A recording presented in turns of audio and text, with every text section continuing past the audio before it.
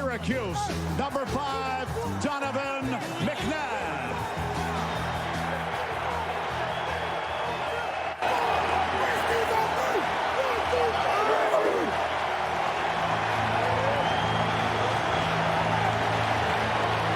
It was a wonderful and overwhelmingly positive return for Donovan McNabb. A huge ovation by this crowd.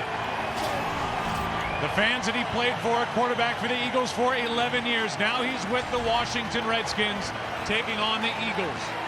And welcome to the broadcast booth, everybody. I am Joe Buck. That's Troy Aikman. Pam Oliver's coming up in just a second. So now the answer to that question has been answered. How will the fans greet Donovan McNabb in his return? It was really a nice moment. Now that's over with, and the question is, how will McNabb play, and are the Redskins good enough to win this game? Well, that's what Donovan has talked about all week, is that it all comes down to winning a football game, and how do they go about doing that? To me, they've got to be able to run the ball, something they have not done really all that well yet this year, and yet it's the one thing you thought that Donovan McNabb would benefit from when Mike Shanahan was the head coach, because he was notorious for being able to run the football there in Denver. That's going to be important here today. On the other side, Michael Vick, who was his understudy last year, talking about McNabb's. No quarterback right now is playing any better or any more dangerously at that position. Well, Andy Reid came into this season awfully excited about the youth of this football team, and you can only imagine how excited he is now with the play of Michael Vick, where he has really, football team has been down in the red zone and scoring points. It was a team that had struggled scoring touchdowns, but that's no longer a problem here in Philadelphia. Take a look at the weather. It is a blustery, chilly day in Philadelphia. Overcast, and there is a significant chance for rain as we get deeper into the late afternoon and early evening here in Philadelphia. So it'll be the Eagles starting with the football, and that means Michael Vick, and the number 9 rated overall offense in the NFL. And Vick lit it up last week at Jacksonville. Glad you're with us today on Fox. Ellis Hobbs on the return from the goal line. And Hobbs with a decent return out to the 25. Reed Dowdy on the stop. They'll mark him at the 28. And that's where the Philadelphia offense will set up under the direction of Michael Vick. I hope that you had a chance to watch Fox NFL Sunday and the piece that Pam Oliver did with Michael Vick. And it has been really an unbelievable couple of weeks where Michael Vick has looked better as an Eagle in 2010 than at any point. He's a 3-time Pro Bowler with the Atlanta Falcons. Starting out of the shotgun on this windy day, and he drops it down underneath. That is LaShawn McCoy, and LaShawn McCoy gets zipped. Before the game, Donovan McNabb warming up, and Michael Vick came over to say hi. A lot of hugs from McNabb to his former teammates, coaching staff, personnel that works around this stadium. McNabb's moment's coming up a little later. 2nd and 10.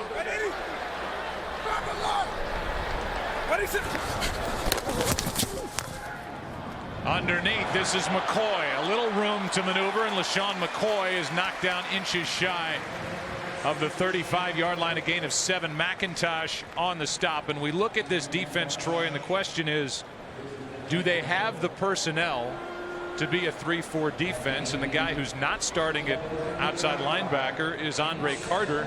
Instead, it's Lorenzo Alexander. Well, the answer to that question is probably no, not at least at this time. But you know, a defense that Mike Shanahan believes in. That's why Jim Haslett is here as the defensive coordinator, and that's the scheme they're going to stick with. On 3rd down, Vick stays upright, strings out the play, and then throws it away. And it's a good start for this Washington defense. It's a 3-and-out. And Michael Vick took a shot from LaRon Landry at the end of the play. Well, I can assure you that if LaRon Landry, number 30 right there, has an opportunity to put a hit on you, whether you're a quarterback, a receiver, or a running back, that's exactly what he's going to do. Brandon Banks, who was just activated, is waiting for the punt from Rocca. And Rocca hits a line drive. A boomer back to the 10. Banks with some room. Welcome to the Redskins for Brandon Banks, who is down inside the 40, and a terrific start to this game for the Washington Redskins. 51-yard punt return by Brandon Banks. And here comes McNabb.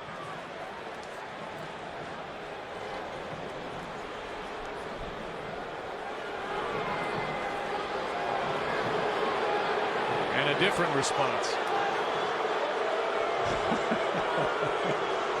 I thought we saw the great ovation he got when he was introduced. I thought it would extend to the first offensive series, but I guess not.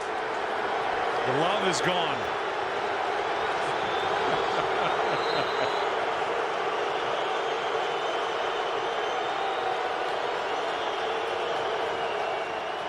McNabb almost stumbled and on an end around at Santana Moss, who is dragged down with a horse collar tackle, and that will add yardage. Quentin Michael guilty. It's a 5-yard run, but a penalty flag. Personal foul, horse collar tackle, number 27, defense, 15-yard penalty from the end of the run, automatic first down.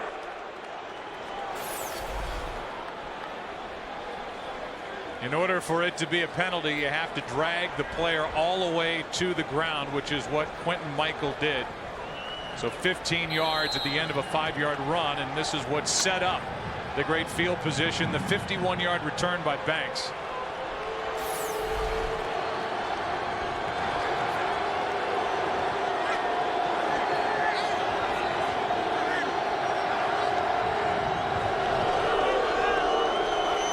Redskins have been terrible in the red zone, which is where they are now, and they hand it to Clinton Portis, who lowers his shoulder into Ellis Hobbs, a gain of 7.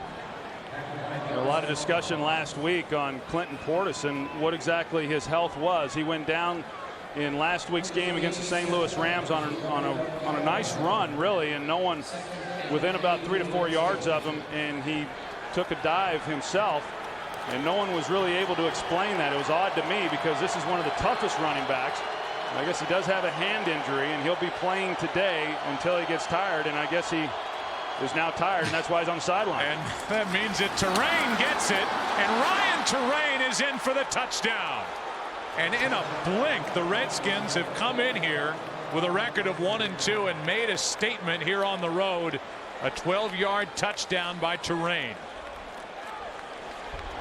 Well, Ryan Terrain, he goes right through Quentin Michael, the safety for the Eagles. He's going to be the guy who comes up right there to make the tackle, and Terrain just goes right through him on his way in for the touchdown.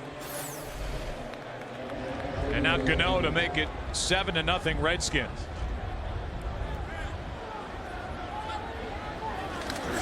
Low snap, good hold.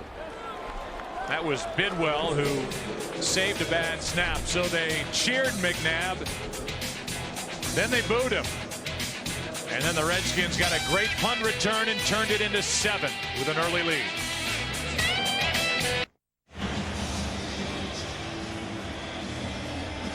Well, a good start for Washington. They get the big punt return from Brandon Banks, who was just activated. They set up inside the red zone. They came in having just scored 2 touchdowns in 9 trips, tied with Pittsburgh for the worst in the NFL in touchdown percentage in the red zone, and they get a score on a 12-yard carry from Ryan Terrain, a guy who had played in only 2 games prior to last week in St. Louis when he was with the Denver Broncos and Mike Shanahan back in 2008.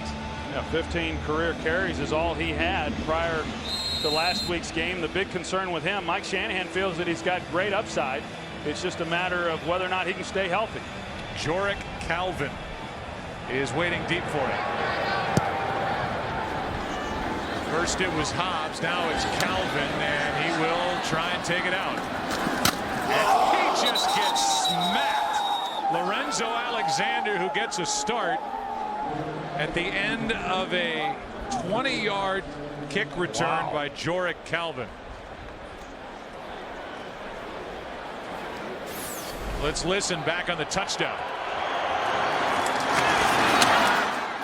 starts to rain through Quentin Michael.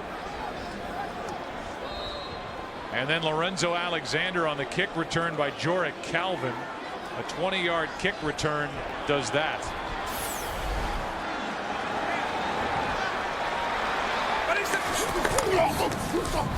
Vick keeps it like a collegiate play, and Michael Vick has the first Eagles first down of the day. 13-yard carry out to the 30-yard line. Well, Brian Arakpo, he's in a perfect position to make the play there on Michael Vick, but that's the challenge. Even when you maintain your assignment, you're in a great defensive position to make a play. He's elusive, and he picks up a nice yardage there.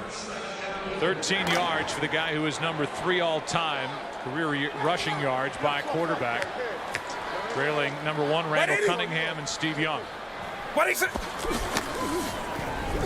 This time the handoff is made, and carrying it out across the 30 is Mike Bell. A gain of 2. Let's go to Kurt Menefee for a game break. It's another former Eagle playing hero now in Denver. Correll Buckhalter, with a minute and a half left, gets the game-winning touchdown from Kyle Orton, and Denver knocks off the Titans 26-20 in thrilling fashion. Joe, Troy, and Pam. All right, Kurt, so both teams will leave that game 2-2. And here it's 1-2 Washington against 2-1 Philly.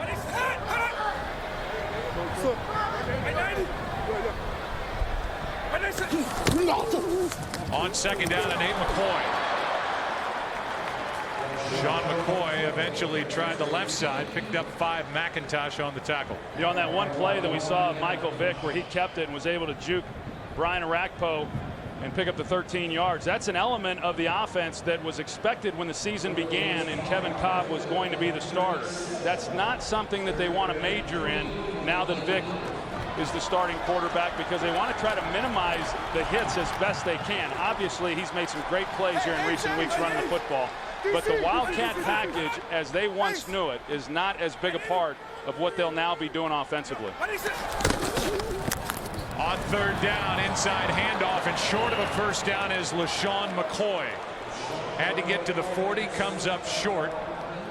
And after getting that first down from Michael Vick, the punt team comes on for Philadelphia.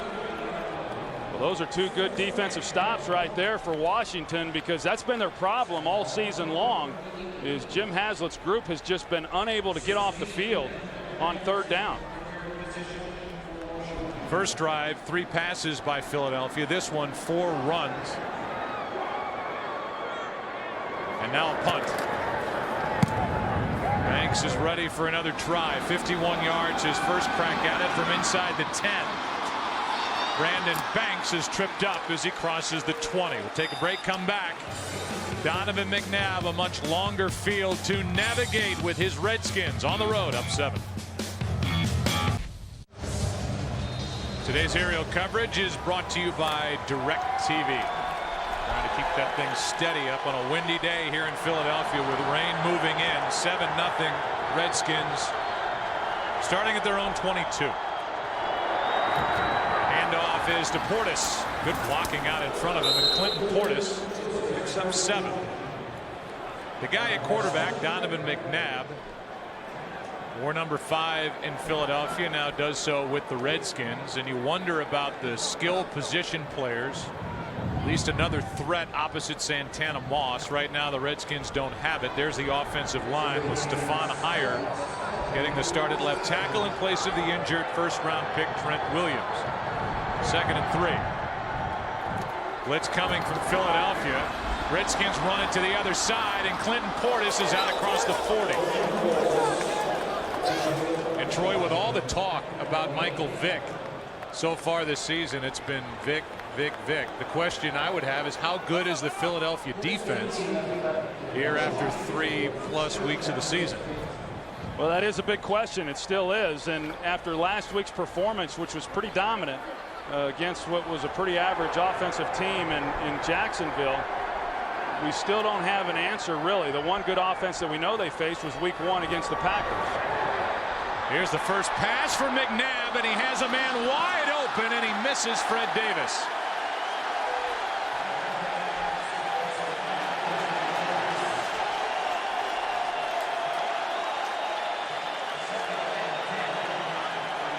This is one of the things that Washington does so well. You're going to see Fred Davis. He comes here off of play action, going to the left side. Donovan rolls right, get the whole defense flowing that way, and then you've got a wide open Fred Davis, and you just got to lay that one in. And oftentimes, the hardest ball to complete is the one when the guy's wide open. Now, wind is a factor here, but just a ball that got away from Donovan McNabb. Here is Terrain over the left side, and Terrain stays on his feet.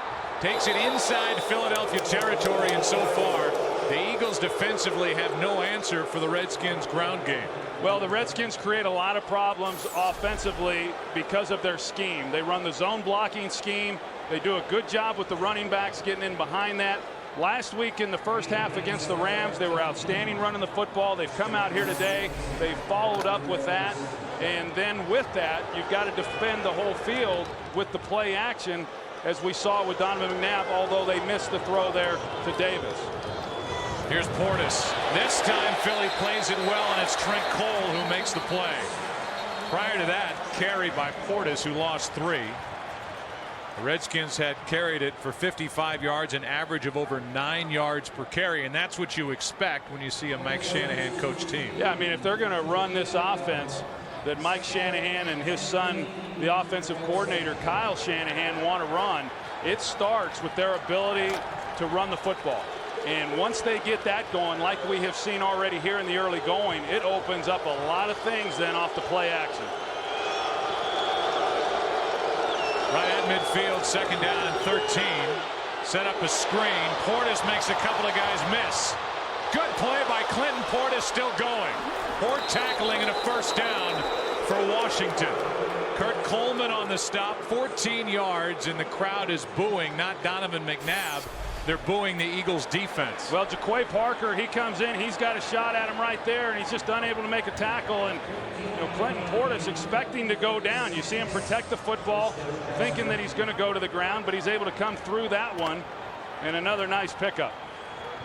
McNabb has missed on the one deep throw. He missed a lot of open receivers in his time here in Philadelphia. That was more the reaction from the Eagles fans here as they keep it on the ground. Why not? Ryan Terrain carries it, and this time it's well played by the left side of the Eagles defense. No gain. I think coming into this game, Joe, for Donovan McNabb, obviously an emotional week. He downplayed that all week long, wasn't sure what his emotions would be, but yet you know that he wants to play well in this game. And so with that, getting off to a good start early was going to be extremely important. Now, it hasn't been what he has done. He missed on a wide open guy who maybe scores a touchdown, but the fact that the offensive line and these running backs are doing what they're doing, it's allowing Donovan to settle in.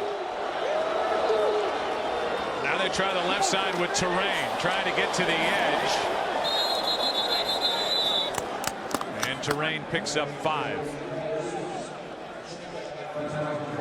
Third down and 5 for Washington. I got to tell you, Joe, I'm a little surprised by how much we have seen already of Ryan Terrain. I know in our visit with Mike Shanahan on Friday, he said Clinton Portis is my guy. Even though Terrain came in the second half last week, that was primarily because of the hand injury to Portis. And I figured that Portis was going to get a bulk of the carries, but they've done a nice job of splitting that right now between those two. First third down for the Redskins. Worst in the NFL. Third down percentage. This is Cooley. Touchdown Washington, and a perfect throw from McNabb. He missed a wide open Fred Davis, but he laid it in perfectly to Chris Cooley for Cooley's second touchdown of the season. Well, Cooley just comes straight off the ball. He's going to be on a seam route, and the guy who's got to carry that is Stuart Bradley. And he just is unable to get to him. And Mike Shanahan said this week, hey, as quarterbacks, you make your money on third down. Well, good payday right there for Donovan McNabb. This to make it 14-0.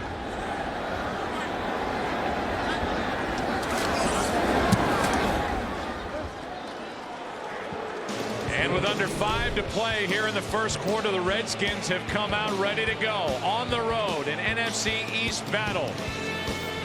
It's now McNabb and Shanahan in Washington, and they lead 14-0.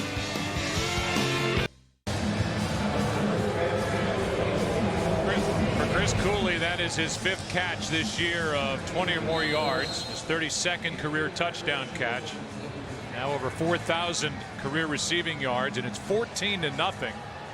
Start could not go any better for the Redskins here on the road at Philadelphia. The Eagles right now in first place in the NFC East at 2-1. Calvin on the return.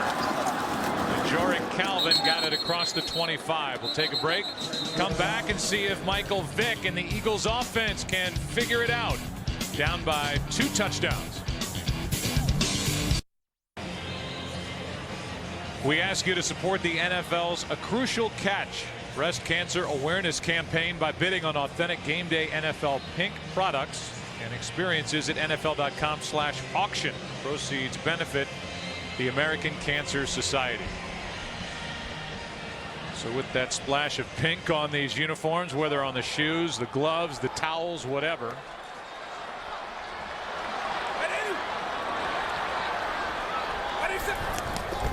Here is Vick out of the shotgun over the middle. Pass is complete. Catch is made by Avant. McIntosh on the stop, and we go back to the touchdown. Yeah, first you're going to see Nate Allen here. He's on the blitz, but watch Stuart Bradley. He's communicating to Quentin Michael, and because of that communication, it causes him to react just a step slower than he otherwise would have, and a step that he could have used, obviously, because Chris Cooley was able to get right in behind them. That's a pretty good favorable matchup for Washington if they're going to try to put Stuart Bradley on him. Good pocket for Vick, who hits LaShawn McCoy. A nice move. And McCoy's got some room to run.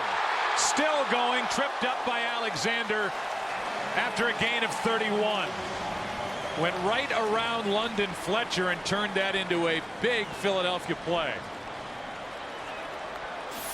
That's just a good job of Michael Vick. First of all, knowing where he has to go with the football, and then it's all LaShawn McCoy. And Lorenzo Alexander, what great hustle on his part, continuing with the play and then saving a touchdown. DeSean Jackson getting in the action, and you see a lot of that from these Eagle wide receivers helping out with these running backs once they get the ball and break contain. That's LaShawn McCoy in motion. Vick was looking his way and now slings it to DeSean Jackson. And DeSean Jackson, who already has 6 catches of 25 or more yards, which is more than 19 teams across the NFL, picks up 6. Well, and Michael Vick was talking about DeSean Jackson the other day and said, hey, I've still got an awfully strong arm, and you know, he's never had a problem reaching anybody down the field, but he said with DeSean Jackson, it takes everything he has to try to hit him in stride. Week in and week out, DeSean Jackson's the fastest player on the field. Second down and 4. Vick flushed out. And now we'll try and get to the edge. Depends on the spot. And they're going to mark him a yard shy of a first down. Picked up 3. That's the element, Joe, of course, that we've seen for a number of years from Michael Vick. But what has gotten everybody's attention here over the last 2.5 games has been his ability to throw the football. And I don't know that a lot has really changed. I know that in watching him, and then more importantly in talking with him, he's just become a student of the game, and he knows this offense, and he knows where the open receivers are, so he's not as inclined to just tuck it and run when he sees the first guy covered. Handoff is to McCoy, and McCoy ran into a lot of bodies, and as we always say, it depends on the spot. He looks to be short. Well, let's say this for Michael Vick, and we're going to have a measurement. Vick has never had the weapons that he has here with the Philadelphia Eagles. He's a different person, it seems, off the field. He's more dedicated, as you say. He's in better shape. He's got his legs back compared to a year ago. But in his days with Atlanta, there were times where his best option was his tight end, Algie Crumpler. Now he's got Macklin, DeSean Jackson, good young running back in LaShawn McCoy, good tight end in Selleck. It's a different situation. I would agree, and I think that you look at most young quarterbacks when they come into the league, no matter if they're runners or not. I know this was the case with me, that if your first option's not there because you're not real familiar with the offense, you are going to be more inclined to run. And then as you get a better understanding of the offense, then you become more of a passer. And so, yes, he definitely has better weapons, but it's also because he's put the time in in studying. Now, I'm not surprised that they're going for it here on 4th down. Down 14-0. And with no more than they have right here to pick up a first down, I like this decision by Andy Reid. Four-man front for Washington defensively. A pass on a 46-yard try. Vick keeps it and appears to have it.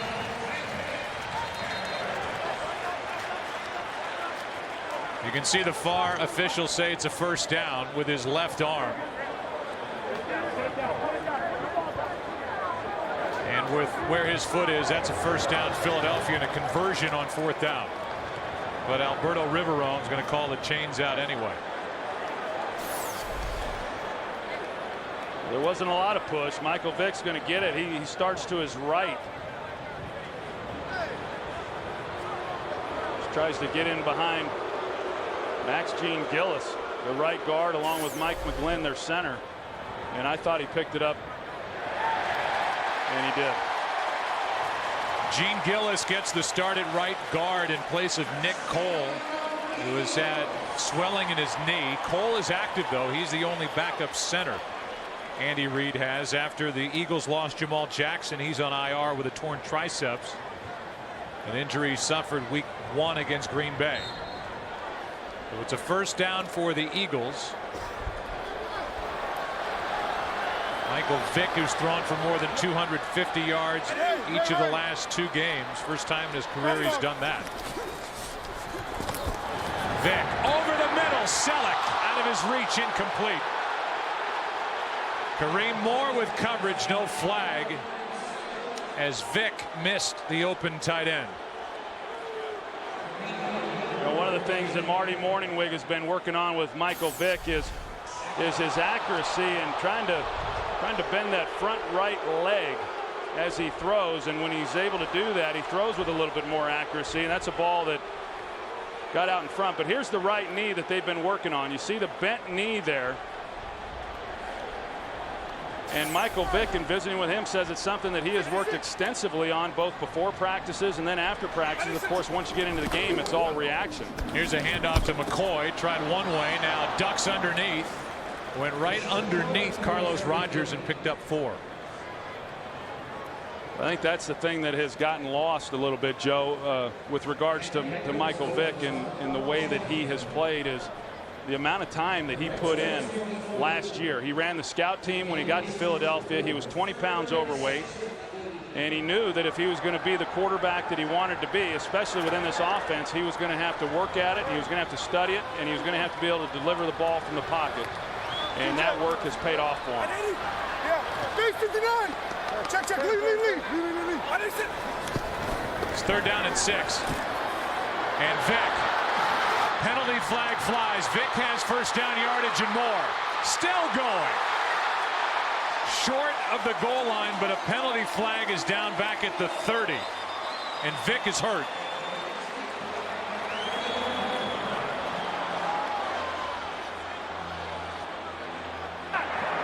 Holding, number 62. Offense, 10-yard penalty. Repeat 3rd down. And so now with a repeat of 3rd down, Kevin Cobb may have to get ready to go in there and take over. Well, you see 62 right here. Max Gene Gillis at right guard. He's going to get caught holding Albert Hainsworth. Hainsworth slips him and tries to come inside. And it wasn't much, but that was the hold that they got. And then at the tail end of this play is when Vick gets just sandwiched between 2 guys. It was Moore and D'Angelo Hall, and as they came together, Vick went down. They check on Vick, who's on his knee at the 20. Well, Michael Vick is still in serious pain over on the sideline. A nice ovation for Kevin Cobb as he just went into the huddle. And he's faced with 3rd and 16 and his team down by 14 points. Check, lead. Go. Cobb buys a little time, hits Avant, and Jason Avant is knocked down at the 31, a gain of just 3 as the first quarter expires. Here's the hit on Michael Vick. Kareem Moore, D'Angelo Hall. And this may be Kevin Cobb's team again. Here in week 4, end of the first quarter, back after this from your local Fox station.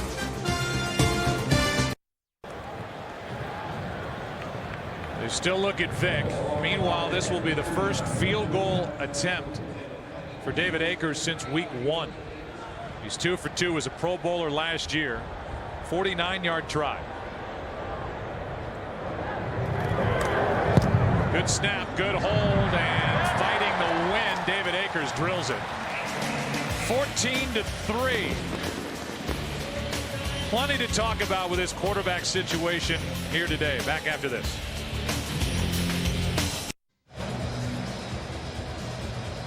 Moments ago, Michael Vick left the playing field and went underneath. He would assume for x-rays. Whether it's a rib issue, collarbone, whatever it is, he was crunched between Kareem Moore and D'Angelo Hall. So while he's in pain, nobody could dream up, Troy, the narrative with this quarterback situation. McNabb's traded on Easter to a division rival, Washington, for Kevin Cobb. Cobb goes down in week 1. Vick is a revelation. And now Cobb with McNabb in the house and the Redskins here in Philadelphia. Cobb's going to get back a quarterback for the Eagles. Let's go back to that penalty right there on Max Gene Gillis, the right guard. On the initial look, it didn't seem like he had much of a hold, but he sure did. The left hand there on the shoulder pad of Albert Hainsworth, and for Michael Vick to get down this far and then suffer injury, all for naught. A real disappointment. And to go back to your point, Joe, I mean, who would have thought that if someone had said, hey, the Eagles are going to have a quarterback who's an early season MVP candidate, you'd say, wow, good for Kevin Cobb. You know, and it's just been pretty wild the way this thing has unfolded here in Philadelphia. McNabb with play action. He hits Cooley, and with a blocker out in front of him. Good work by Brandon Graham, the rookie out of Michigan, to shed a blocker, make the tackle, a gain of 6. We look ahead to the baseball playoffs. This is the final Sunday of the regular season, and the regular season could be extended. But our postseason returns 2 weeks from yesterday. NLCS begins October 16th. And the World Series will follow in high definition right here on Fox. 2nd down and 4. Quick snap, Clinton Portis. And Portis looks terrific here early for Washington. Gets 5 and a first down. Well, he really does, Joe. I mean, there wasn't a whole lot there initially. You got a defender in the hole, and he's showing some real quickness. And you know, you wonder, or at least I do, what kind of career, and not that his career is over by any means, but what his career would have looked like had he have stayed in Denver there with Mike Shanahan. His best seasons were his 2 first years under Mike Shanahan, over 1,500 yards rushing both years and 5.5 yard per carry average. McNabb stumbled, he's in trouble, buys time and fires low for Joey Galloway. And that was ugly from the start as McNabb almost fell down getting out from under center. Makes it 2nd and 10 for the guy in Donovan McNabb, who had 92 wins with the Eagles, 9 playoff wins, #1 in franchise history, and touchdown throws, yardage attempts, completions, 5 NFC Championship games, Super Bowl appearance. Terrain, nowhere to go, and swarm tackling by this Eagles defense, a loss of 4.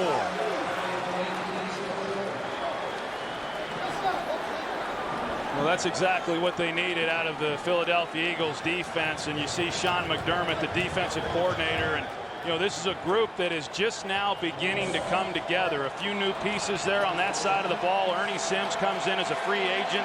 Of course, Nate Allen on the back end as a rookie. Brandon Graham, another top pick for them. And last week they showed some great signs of coming together as a unit.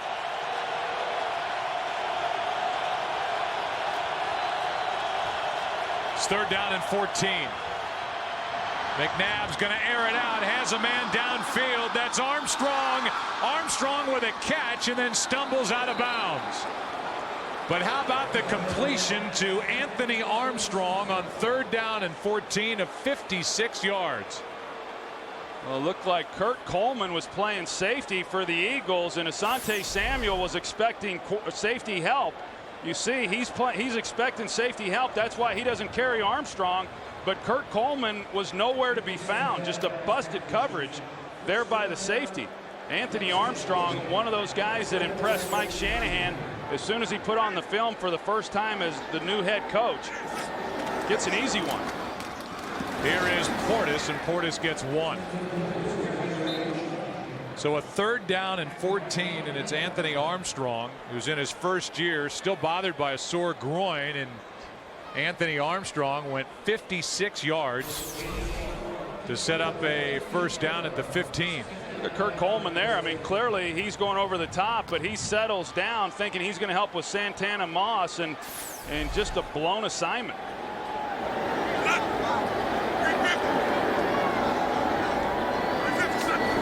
Now 2nd and 9. Screen for Clinton Portis.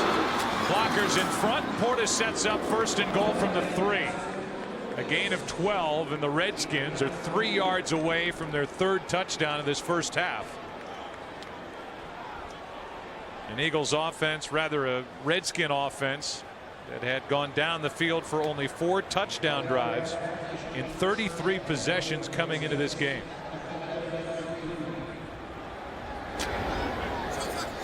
First and goal.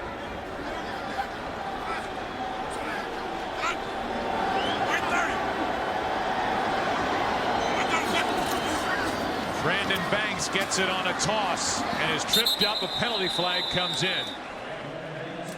No gain on the play. Flag was thrown right into the middle of the action. It's a hold. Holding number 74. Offense. 10-yard penalty. 2nd down. Stephon Heyer getting the start in place of the injured Trent Williams. Yeah, making his 2nd consecutive start for Trent Williams, and they're at left tackle, and there's the grab right there with the more. You saw him. He tripped Darryl Tapp there. But for an offense that has been struggling here in recent weeks to be able to move the ball and put the points up like they have here today has been pretty impressive. Portis at the top of the screen. That was the first Redskin penalty of the day. Here's Banks again. And a penalty flag again is thrown. First guy there was Joselio Hansen. Darryl Tapp out there to clean up, and a loss of 5 on the play.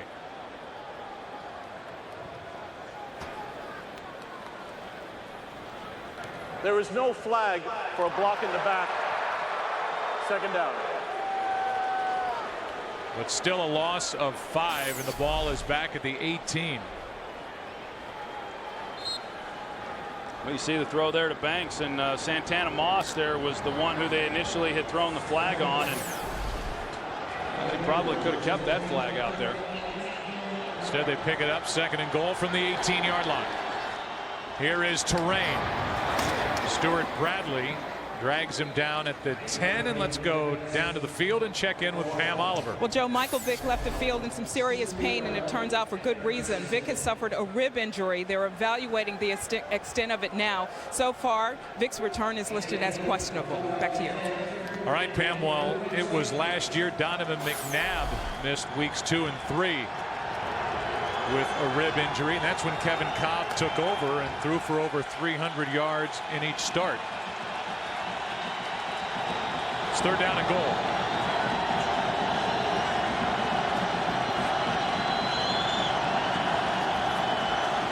McNabb, little pump fake, and dragged down from behind in the play made by Tapp.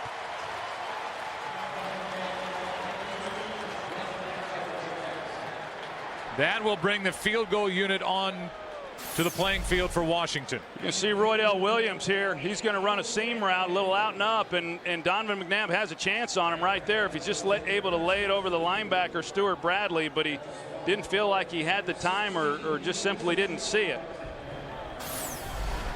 And now a 26-yard try by Gano. High snap, good hold. And it's a 14-point game again. Redskins add to their lead. They got the 56-yarder to Anthony Armstrong and come away with only 3.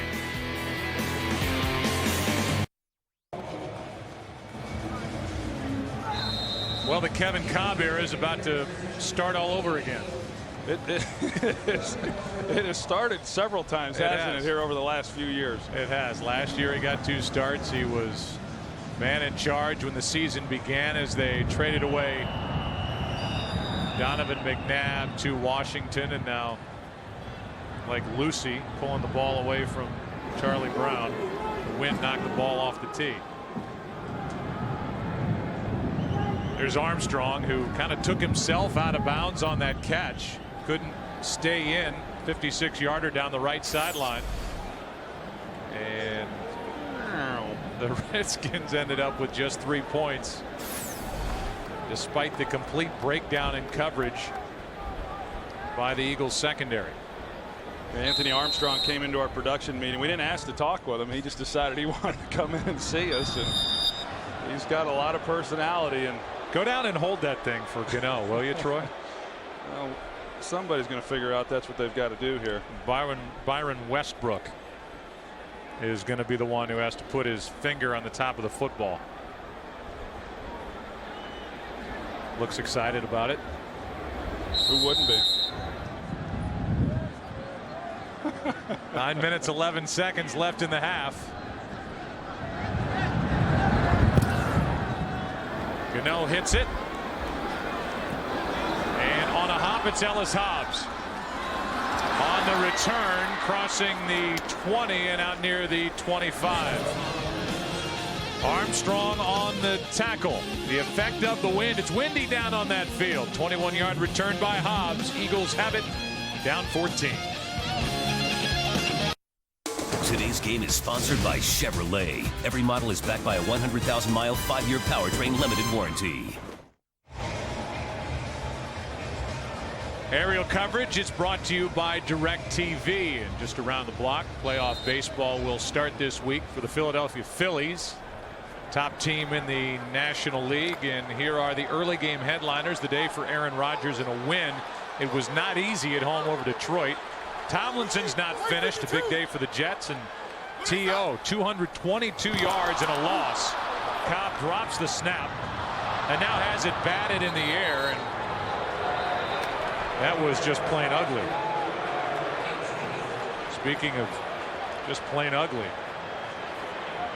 here we are in the booth. It's now 2nd down and 10. Now we get to see Kevin Cobb. You and I were here week 1 waiting to see how Cobb would play against the Green Bay Packers, and now it's right back in his lap today. Yeah, and how about if you're Jim Haslett? I mean, you've got to be the happiest guy in the stadium right now, knowing that you don't have to defense Michael Vick. Here's a handoff to LaShawn McCoy, and this crowd is getting restless. Here's a game break. Here's Kurt Menefee. And here are the San Diego Chargers taking the lead against Arizona. Mike Tolbert 5 yards out, and leapfrogging in the process. It's 14-7 Chargers on top. Tolbert, my kind of running back, 5'9", 243 pounds. Joe, Troy, Pam.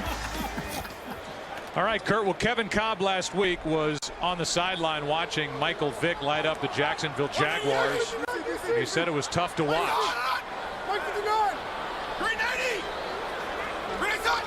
He's a good teammate, but he wants to be the one out there on the field. He's getting his chance now, and he completes for a first down to Avant.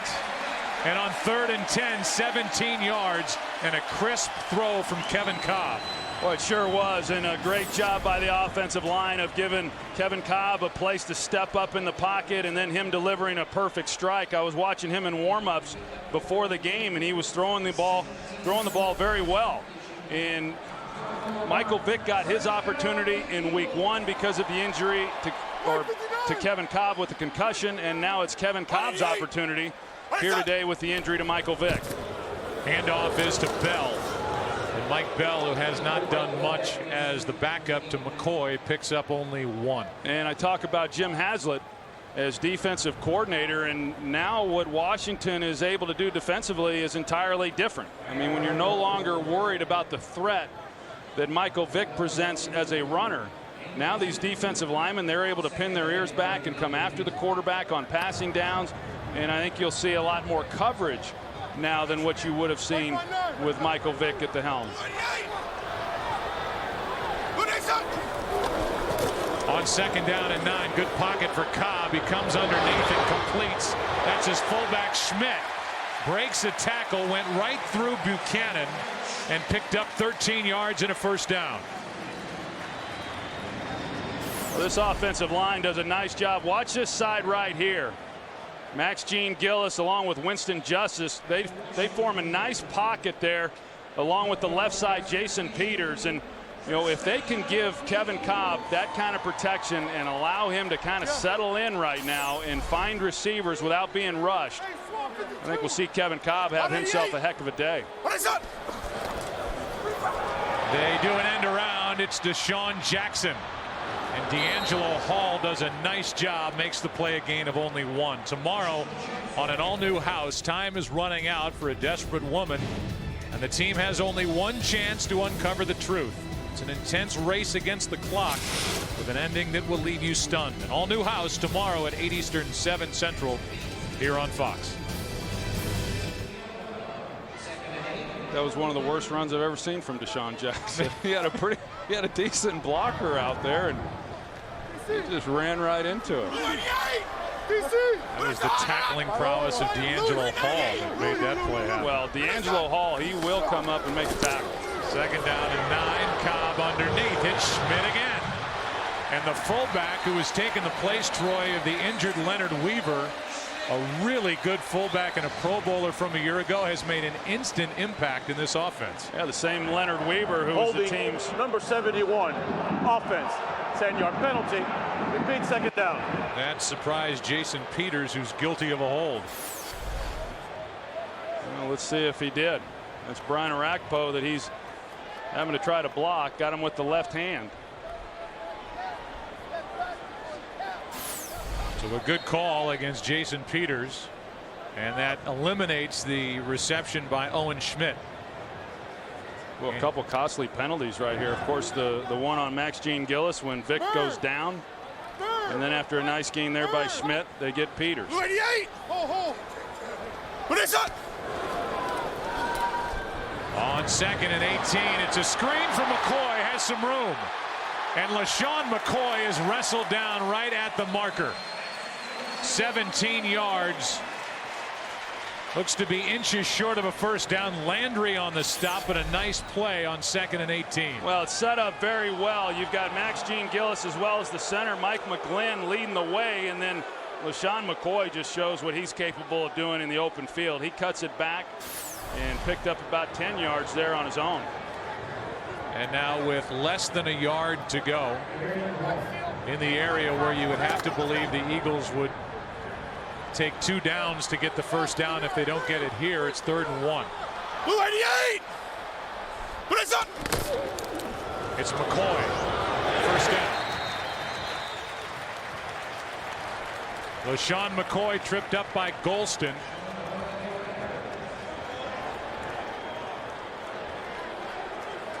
And that is a first down for the Philadelphia Eagles. With 4 minutes to play, down by 14 points.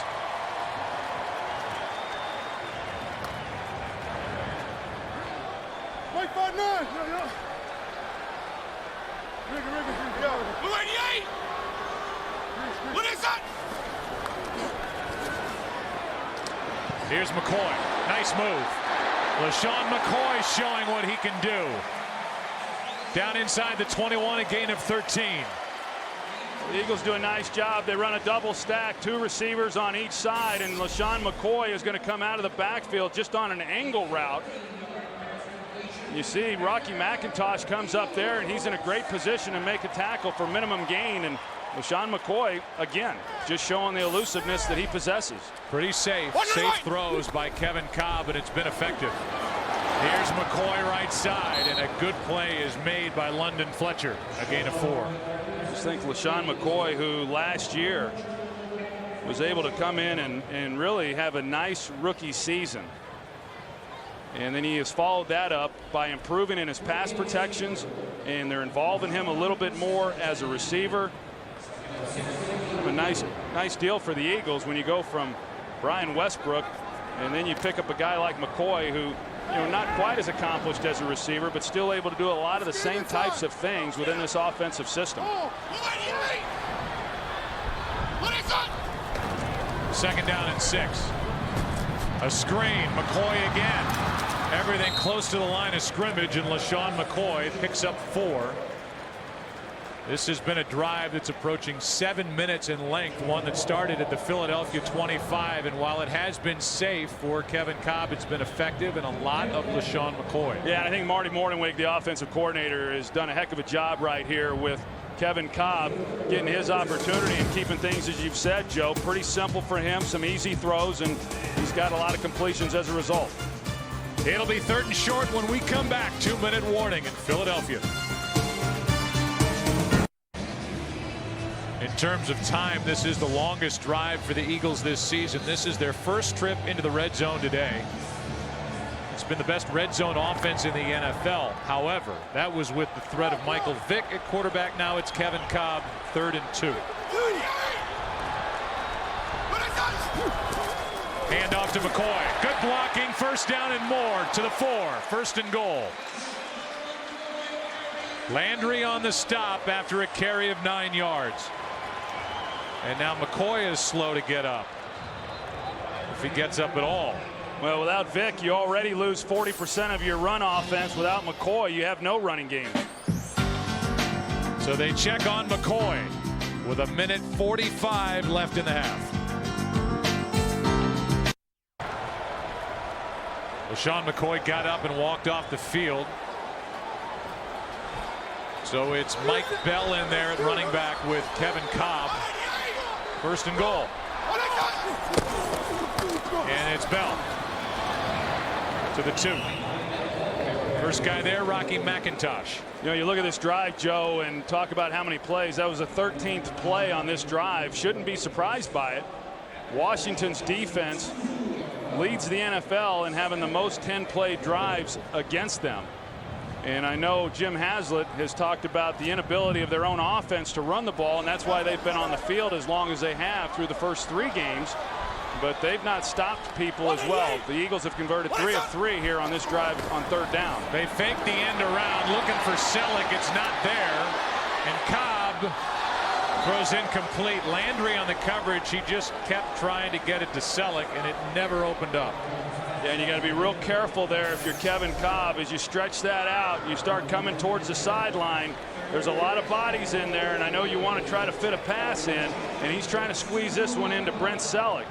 That's a dangerous throw right there by Kevin Kolb.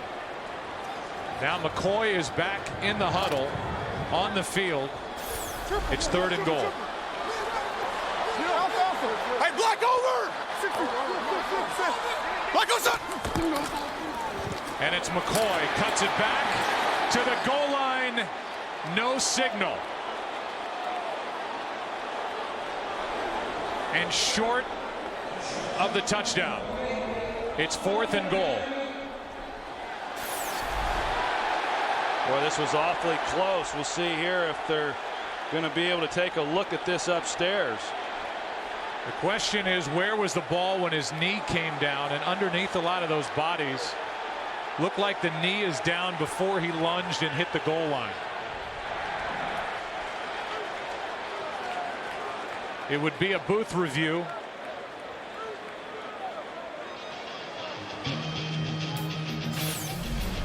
And that's what we're in, a booth review to see if McCoy got in. We'll get the call when we come back. We're in a booth review. We've looked at it 1,000 ways. There doesn't appear to be any irrefutable evidence to overturn the call. Watch the knee down right there. The ball seems short of the goal line until now when the lunge is made by McCoy. And again, they'd have to see something definitive to overturn the call on the field. So then if it becomes 4th and goal from less than a foot out, I would expect the Eagles just to try and plow it in there. Well, I would too. I mean, you get down in this position and you're down 17-3, that you're going to go for it and try to make this a 17-10 ball game. Al Riverone has been underneath the hood for quite a while. Visa halftime is coming up. Kurt, Terry, Howie, and Jimmy with scores and highlights from around the NFL here in Week 4. Fox Sports Ticker will keep you updated with stats throughout. Meanwhile, LaShawn McCoy came into this game with 4 rushing touchdowns, which tied for the NFL lead. Came awfully close there. The initial call is that he was short of the goal line when his knee was down. They're still looking at it. The Eagles have lost a few players. Riley Cooper has left this game with a concussion. Jorick Calvin, a left shoulder injury. Michael Vick with a rib injury. McCoy was able to get up after taking a shot to the knee earlier on this drive. And still no call from Alberto Riverone. You remember the last time we were here, the Eagles lost their fullback Leonard Weaver. They lost their center Jamal Jackson Week 1. That was the same week that Bradley went down with a concussion, and obviously Kevin Cobb, which opened the gate for Michael Vick to show everybody a new and improved quarterback. Showing patience, still having those great legs that he got back after last season, and now he is out of this game as he gets his ribs looked at, and this is an awfully long review by Alberto Riverone. Yeah, I'm a little surprised by the length of this review because it seems like it's a pretty simple call, and the fact that he did not score, and then it's okay, well, where's the ball going to be placed? And they'll piece several of these reviews together. You see the helmet. Well, the ball was not out in front of his helmet. So it's pretty obvious from that standpoint that because his helmet had not yet broken the plane when his knee went down, that therefore the ball had not either. The ruling on the field stands. It will be 4th down. So it's 4th down, and the decision from Andy Reid, down by 14 points with 30 seconds left in the half. Well, there's been a lot of discussion on the Eagles sideline, a lot of personnel around Andy Reid and Marty Mornhinweg while the review was taking place. And they're going to go for it, it appears. I think they were just trying to keep from tipping their hand there to the Redskins as far as what their intentions were if it was ruled a non-touchdown.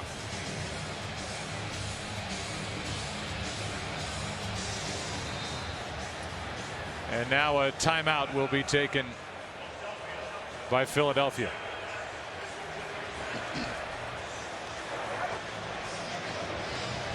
You can see Andy Reid say, why did you move it back? And so in this game, let's look at it from Washington's standpoint. Troy, they came in here, they had a good special teams play right out of the gate. Donovan McNabb used the ground game, got him down the field. They went up 14-0. This has been a very good first half all in all for the Redskins. Yeah, I think they've got to be pleased with the way that it started and the way that they have moved the ball and scored some touchdowns. Certainly the one drive they got down in the red zone, you know, the problems that they had last week down there resurfaced, but overall I think they've got to feel pretty good coming on the road and having the first half that they have had. Because this really is the beginning of a tough stretch in the schedule for the Washington Redskins, and we'll have them next week when they are at home to the Green Bay Packers. Then they've got the Colts. It will not be easy. If they could steal one here in Philadelphia, and McNabb's return would be a big lift here in Week 4. Well, this is a big play for both teams here going in before half. And now, after sending the offense on the field and calling a timeout, the Eagles are charged with a delay of game call. And Andy Reid wants an explanation. Well, they were going to go for it, it appears, and now the ball is back outside the 5. How can you have a delay of game call after a timeout? You know, I got to tell you, in watching our game last week when we saw Houston and Dallas and other situations that we've seen, I think the officials overall this year through the first 4 games of the season have done a poor job of efficiently running and operating the ball game.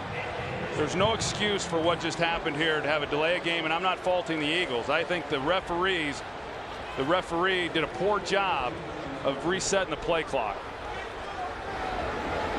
So instead of being able to go for it just outside the goal line, they have to kick a 23-yard field goal, and the crowd, the Eagles, can't believe it. Watch this. Kevin Cobb, you can watch in the background. The play clock is right behind him now. He's just getting to the huddle. It's at 10 seconds after a timeout.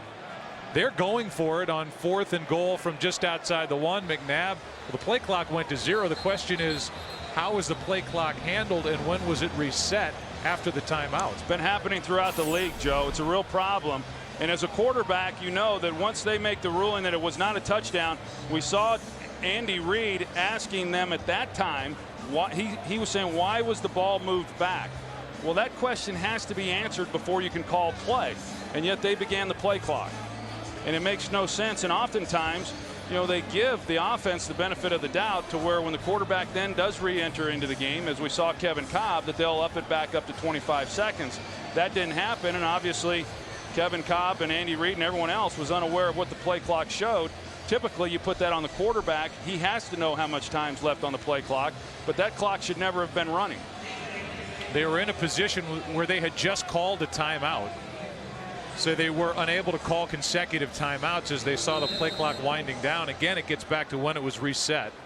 And I would say with where Cobb was coming off the sideline after a timeout, that was poorly handled by this officiating crew, as you said.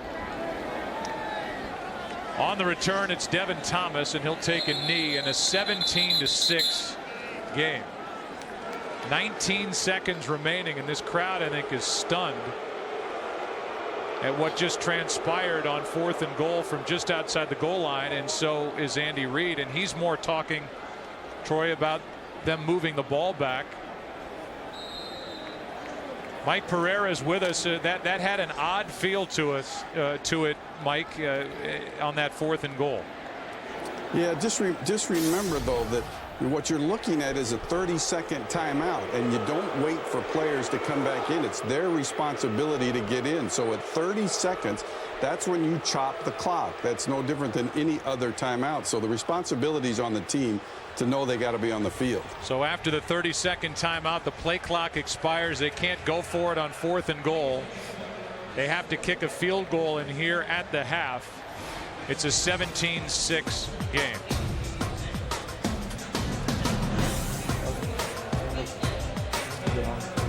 The NFL on Fox will continue after a word from your local Fox station. 17-6 for the visiting Washington Redskins, who outside of that kneel down at the end of the half scored every time they had the ball. There are the stats. Passing yardage is even at 115. Time of possession is actually dominated by the Eagles. They had that long drive that ended in just a 23-yard field goal.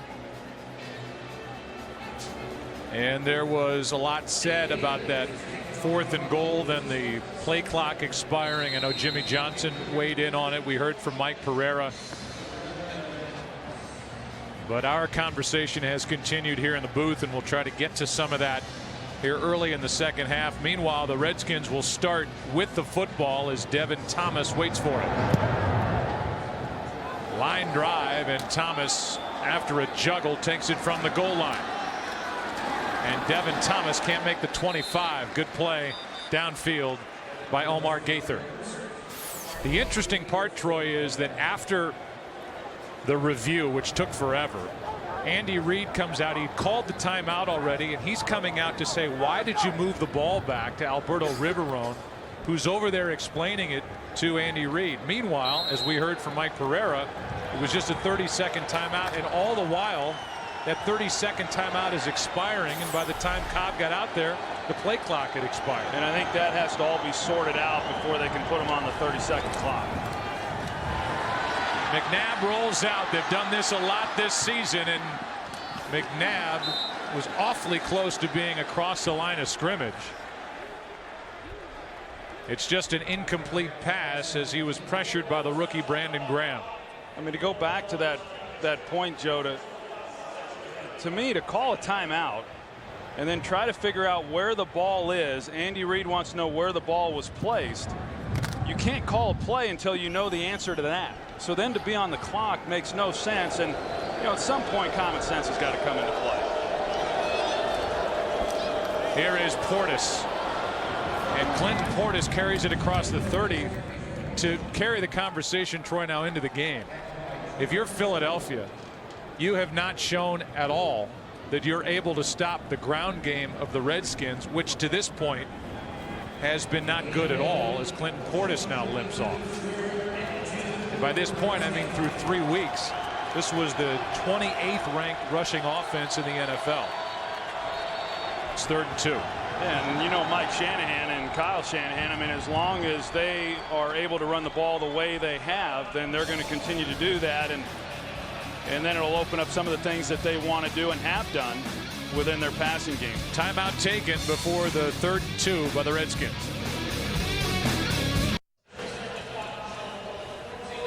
Well, the Redskins called timeout, I think primarily to get Clinton Portis back in the huddle and on the field. Portis, there's his day. 7 carries, 37 yards, a touchdown for Cooley. 6 for 9 for McNabb. It's 3rd and 2. Redskins up 11. Quick setup and throw, and the pass broken up. Good play by Ellis Hobbs. But a flag is down where Donovan McNabb is down.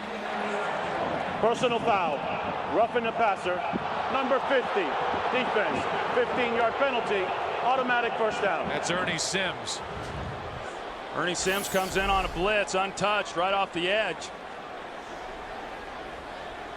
And man, it looked like he hit him and actually tried to hold him up. At the time that it happened, I didn't see anything that warranted a flag, and still didn't, even with the benefit of replay. I thought he came in and put a hit on him, but nothing vicious. He didn't launch himself, and actually tried to hold Donovan up and keep him from going to the ground after initial contact. Instead of a hold on 3rd down, it's a penalty against the Eagles defense, and now Portis right up the middle for 11 yards down to the field, and Pam Oliver.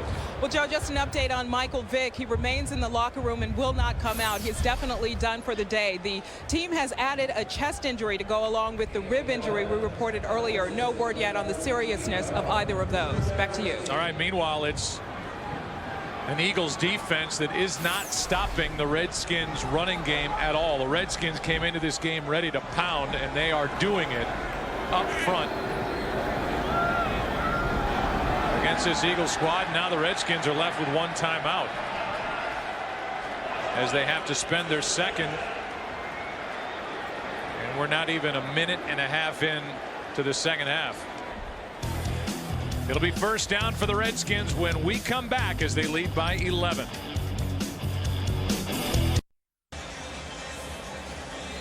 Well, now the Redskins have only 1 timeout remaining in this second half. They have a first down. In a moment, we're going to bring in Terry Bradshaw from the studio after this first down play.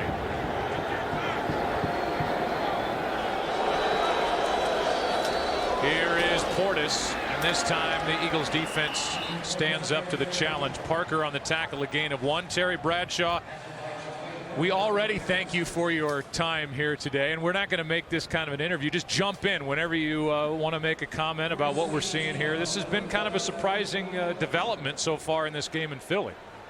Yeah, I mean, it was surprising, Joe, just when the game started, when McNabb came out and got a standing ovation. That was a shocker right there. And since then, Michael Vick has been lost to the Eagles with a rib injury. Now a chest injury also reported. Not a lot through the air from McNabb, and he almost threw an interception to Quentin Michael. Yeah, I'm not sure exactly what Donovan saw on that play. There was a safety over the top and really nowhere to go with the ball, but he tried to fit one in there anyway. Surprisingly, that was just McNabb's 10th pass here of this game because they've run the ball so well. And don't you find that kind of surprising, Troy? Because this is a football team that really has, in my opinion, hadn't been able to run the football that well at all. They've given up on it early, primarily just throwing the football. Yeah, and I think that's why it's helped them so much is their ability to run the ball. And you know, I think as this second half unfolds, we're going to see some more of the play action, some of the stuff like what we saw McNabb miss Fred Davis on there in that first quarter. It's 3rd down and 9.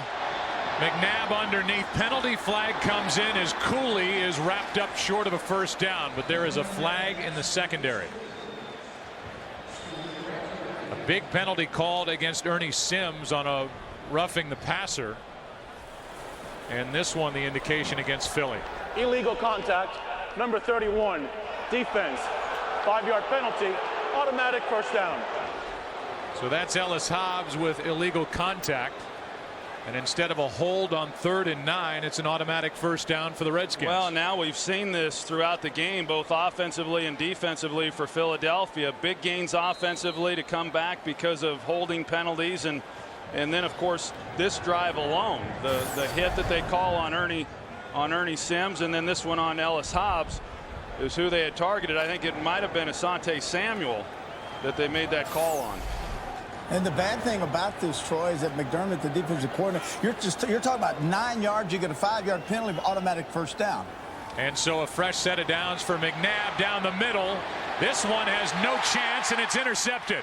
Poor throw by McNabb, and back the other way for Philadelphia is Nate Allen, the rookie. That's his 3rd interception, and Nate Allen is the young player that the Eagles got in the draft with a pick they got from the Redskins when they traded McNabb. Terry, we saw it a little bit earlier, a few plays ago, when he tried fitting one into coverage, and now you're going to see Donovan McNabb, and I don't know what he was thinking on this play. There's nobody in the area except for Fred Davis, but Fred Davis ran a curl route, and even if he had run a go route, he wouldn't have been anywhere near where that ball was thrown. Yeah, exactly, Troy. The only thing you could imagine was he felt the pressure coming in from the right-hand side. But if you do that, either pull it down and run with it or just throw it away. But I don't imagine there was a busted route. It was a bad decision. Nate Allen just named the NFC Defensive Rookie of the Month. 30 on the side, 30. What is that? So that puts an end to the drive by the Redskins, and now on first down, Cobb, looking for anything, just throws it away in the direction of his fullback, Owen Schmidt. You know, Kevin Cobb, Terry, came into the season, as you know, week 1, he's the starter, and then he's out of the game, and Vick's having the year that he was having prior to his injury. And I don't know about you, but I was awfully impressed with the way he has handled himself here over the last couple of weeks. Well, Troy, I think he did exactly what he had to do. You don't need to stir it up.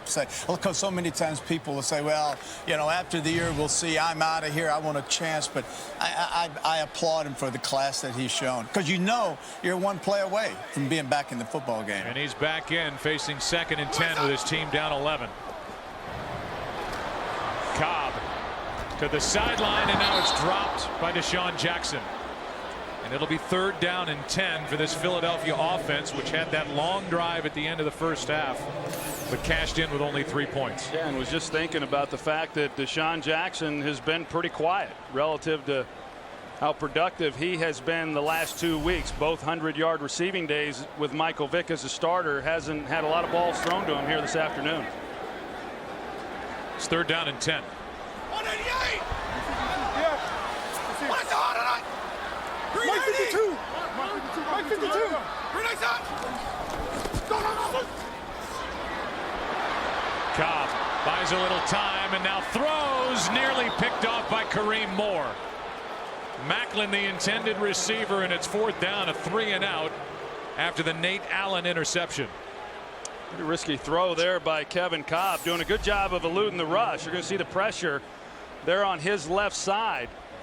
Lorenzo Alexander, and right there is why I said earlier that Jim Haslett has the fortune now, the good fortune of not having to defend the run, because Michael Vick probably right there tucks it, and he likely picks up the first down very easily. Sam Rocca hits it. Brandon Banks on the return. Started at the 20 and cannot get around Moses Foku. Terry Bradshaw back to the dessert bar. Thanks for joining us, buddy. Hey, thanks for letting me join in with you guys. It was fun. All right, that's TV. Keep up the great work. We'll give it a shot. Back in a minute.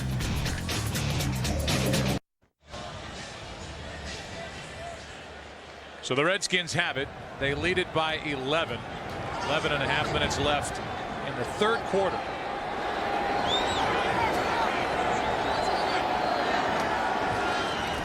Why not keep it on the ground? It's Clinton Portis Tries the far side of the field, and a shoulder tackle by Asante Samuel.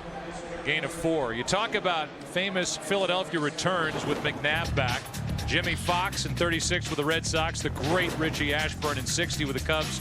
NHL Hextall, then Eric Lindros in 02 with the Rangers in the NBA.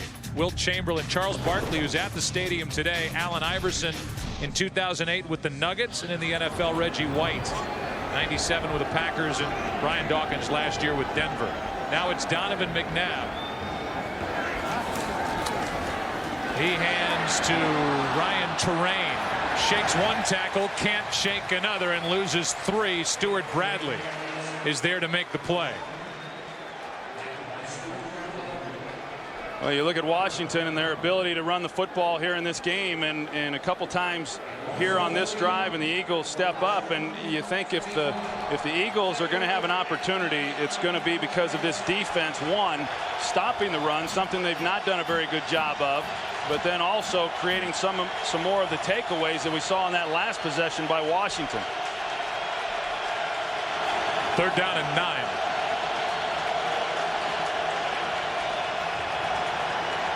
McNabb's got room to run, and Donovan McNabb uses his legs and picks up a 1st down with a carry of 13 yards. And when Philadelphia tries to bring the blitz and Washington picks it up awfully nicely, they got everybody accounted for, so he had time to be able to step up in the pocket, and then you see the lane that Donovan saw, and he just takes it. And I think a lot of people this week have tried to compare Donovan McNabb with Michael Vick, and 2 completely different quarterbacks, as Andy Reid said all week long. Donovan, over the last several years, has not been the runner that he was early in his career, but as we saw there, still certainly very capable. Redskins are 3 for 4 on 3rd downs today, plus a couple more conversions on penalties. This pass is low for Cooley, to the delight of this crowd. Here's a game break. Here's Kurt. Houston and Oakland, and running back Arian Foster benched the entire 1st quarter for disciplinary reasons. Here's a way to get back in your coach's good graces. A 74-yard touchdown run. They've added a field goal since and lead it by 10 in the 3rd quarter. Joe, Troy, and Pam, anybody else in the studio you guys want during your game? Czar. We want to talk to. How about Glazer? Jay Glazer. His little podium. 2nd down and 10.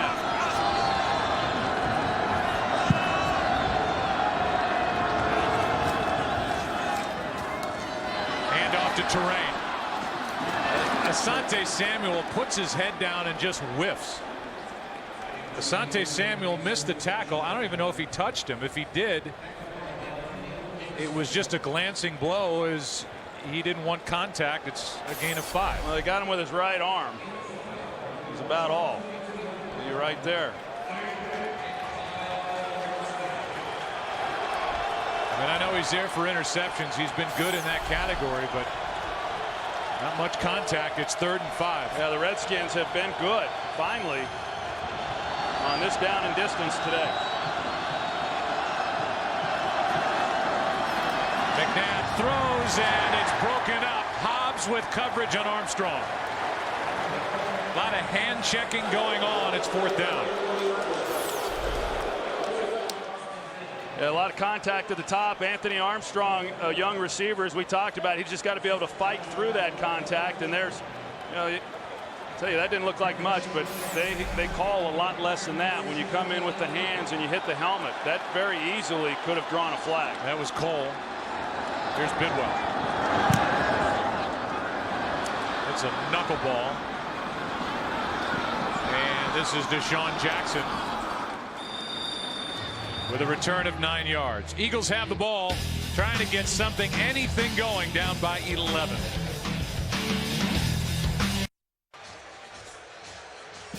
Every week, we welcome the men and women in uniform serving around the world, watching today's broadcast in 175 countries on AFN, the American Forces Network. Thanks for all you do. We hope you're enjoying today's telecast.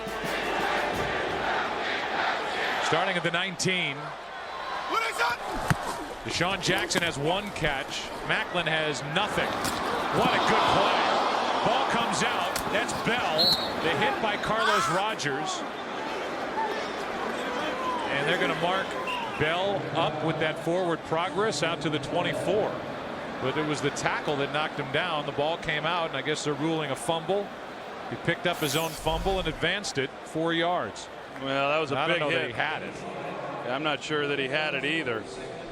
There's a big hit there by Carlos Rogers right down low. I don't know that that was a secured catch.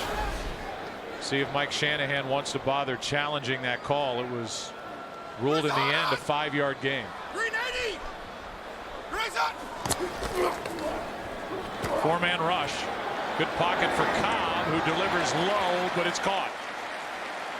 Catch is made by Macklin, his first catch, a gain of 15 yards. We look ahead to next week. Redskins leading here today. They'll be part of our action at home against Green Bay, who won. It was not easy at home against Detroit this afternoon. The Giants and Texans, Bears, Panthers, Bucks, Bengals, the rest of the slate, including the Saints and Cardinals later on in the day. That'll be week 5 here on Fox. First down, Philadelphia. Pressure on Cobb, who steps up, uses his legs, and a penalty flag comes in really late. Thrown by the referee, Alberto Rivero. Holding number 71. Offense. 10-yard penalty. First down. That's Jason Peters, who's surprised again. That's his second. Or just some costly penalties. Take a look here again at Rakpo, and it's that left hand. Well, they got him with the right hand there on the back of the jersey, and you know, the umpire, based on where he's positioned right now, he's looking right at it. You know, that's what he's going to see. And you know, had the umpire have been lined up where he has been historically, he never sees that. But he's staring right at that right hand and on the backside of that left tackle. Here's a handoff to McCoy, hit the hole hard, and he's out across the 40. It's a nice gain on 1st and 20 of 12 yards. Well, it sure is when you can pick up that kind of yardage when you're looking at 1st and long. And you know, that's something that Washington defensively has done a good job of in this game, is slowing Philadelphia down within the running game. That, you know, it would appear that if the Eagles are going to have a chance to score points and win this game, that they're going to have to do it on the right arm of Kevin Cobb. A late spot of the football, and Alberto Riverone has them reset the play clock. So they throw that in. 2nd down and 8. We had 6:20 and counting left in the 3rd quarter. 288. What is that? Play action from Cobb. This is Schmidt, the fullback. They like him, and why not? He's got good hands, and he can jump to the 41, 18 yards and a 1st down. Yeah, they like Owen Schmidt a lot. The guy's got good hands, and apparently he was a heck of a track athlete somewhere. I don't know. Was Ronaldo Nehemiah? Was he a hurdler? Kareem Moore just played the role of a hurdle. Went right over the top of 41, 18 yards, and Kevin Cobb's pumped up to the 41-yard line of the Redskins. Heck yeah! And visiting with Marty Morningwig, I asked him specifically about Owen Schmidt, and he had a big grin on his face. He said, "We like this guy," and heck, I like him too. Cobb throws, and the pass incomplete. Incomplete to McCoy. Let's go to Kurt Menefee for a game break. Well, Jacksonville forced Peyton Manning's first interception of the year and then turned it into points. David Garrard hooking up with the tight end Mercedes Lewis on a 15-yard score. And the Jags lead the Colts in the 4th quarter, 21-14. Joe, Troy, and Pam. All right, so Jacksonville is in a spot to pick up their 2nd win and send Indianapolis to a 2-2 record. There's Albert Hainsworth. 4-man front.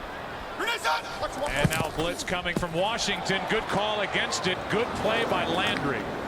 LaRon Landry came up and stopped that play. That had a chance of being a big one. A gain of only 3. You know, LaRon Landry is one of the best players on this defense. He and Brian Arakpo, and I know Jim Haslett won at practice on Friday when we were visiting the Redskins. I couldn't get over the size of this guy's biceps, Joe. They're about as big as yours. And look at that. And I asked Haslett about it. He said, this guy lifts every day. He said he lifts on Friday, he lifts on Saturday. Heck, he'll lift on Sunday before the game. I think he's in there doing some curls mostly. 390. 390. It's 3rd down and 7. Underneath Selleck. He's been quiet. 1st down to the 26. I mean, Troy, there is nothing downfield from this Philadelphia Eagles offense, but that was 12 yards on 3rd down. Yeah, and primarily because Albert Haynesworth has not been a factor in this game, and Max Gene Gillis is able to really push him wherever he wanted to, and then they just dump it off to Brent Selleck and let him go get it. And you're right. I mean, they haven't been able to get anything down the field, but they've been very efficient in what they've done underneath. Handoff to McCoy. Ball comes out. No whistle. Redskins have the ball, but I believe they're saying it's dead. Officials are getting together and talking about it. This could be a turnover.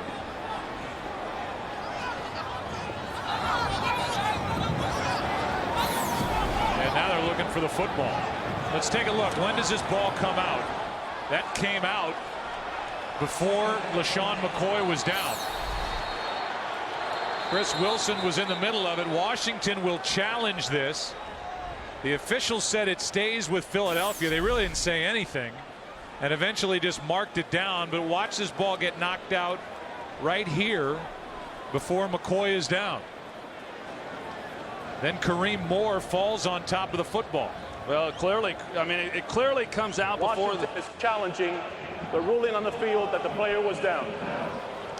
I mean, Joe, clearly it comes out before he goes down, and clearly Kareem Moore is there to recover it. Golston knocked it out. Challenge. We'll get the call when we come back.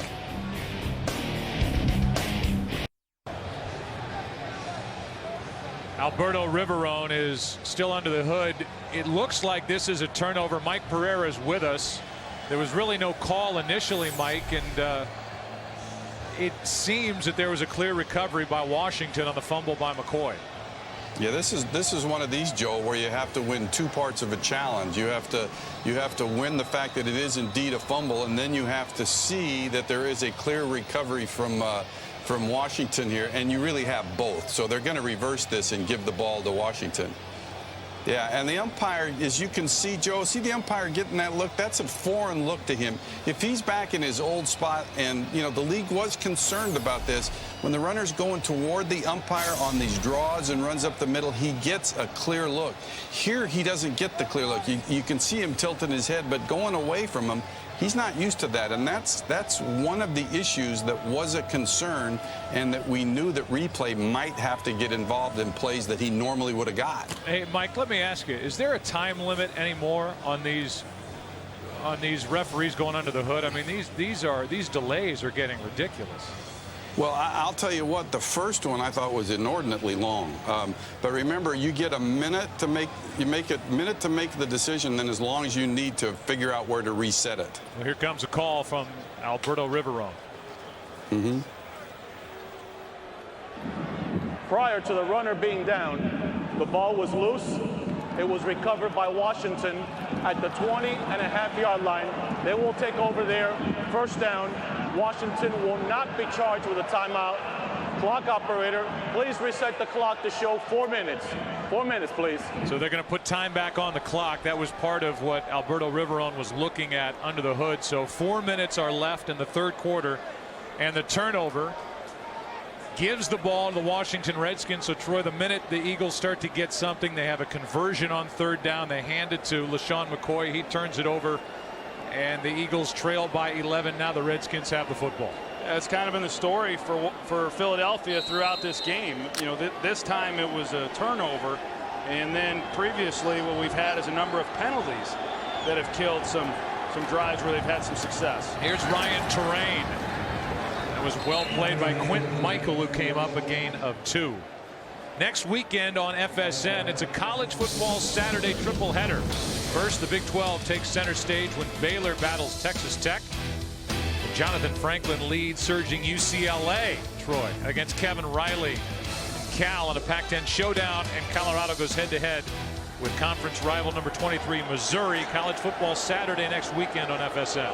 UCLA's been on a nice little roll here the last 3 weeks. 2nd down and 8. Handoff is to Terrain. And Terrain His forward progress to the 24, a gain of 1. Trent Cole in there to initially make contact, but he had friends with him. Well, we're seeing Philadelphia defensively tighten up a little bit in their run defense, you know, after getting gashed for much of this game. The last possession, I thought they did a nice job, and then here on this possession. Washington has been trying to pound it since they got off the team bus.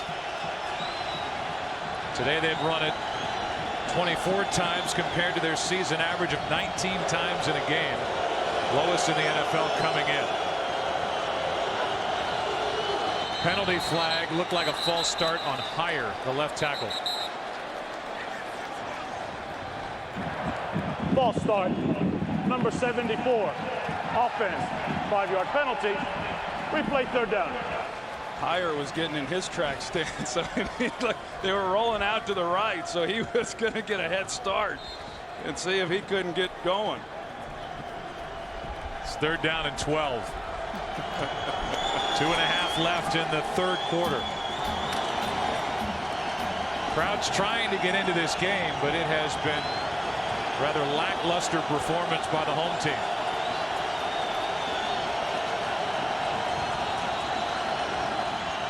McNabb rolls. They keep him to the middle of the field. Now tries the near side and cannot outrun Ernie Sims. A loss of 1. It'll go down as a sack and the first as an Eagle for the former Lion Ernie Sims. You're going to see Trevor Laws, 93, just does a good job of maintaining the backside contain right there, and he doesn't make the tackle, but he doesn't allow McNabb to get going up the field, and once he had to then run to the sideline, the pursuit of the defense was able to make a play. Ugly punt by Bidwell. It takes a good Washington bounce now down inside the 40. You know which team should be most pleased by what they're witnessing here in Philadelphia today? Tell me. The Dallas Cowboys. They're off. They have a bye week. They won last week, their first win of the year. And what they're witnessing here between the Redskins and the Eagles, they have to be sitting back thinking this NFC East is more wide open than we ever thought. And despite an 0-2 start with the Giants playing tonight at home against Chicago, and they looked awful last week, this division is absolutely wide open. Yeah, I think the Eagles and Redskins were saying the same thing about the Cowboys a couple weeks ago. No doubt. What is up? I mean, it's just not this great division everybody thought it was going to be, as LaShawn Jackson, at least to this point, will try the near side of the field. Cobb trying to block for him.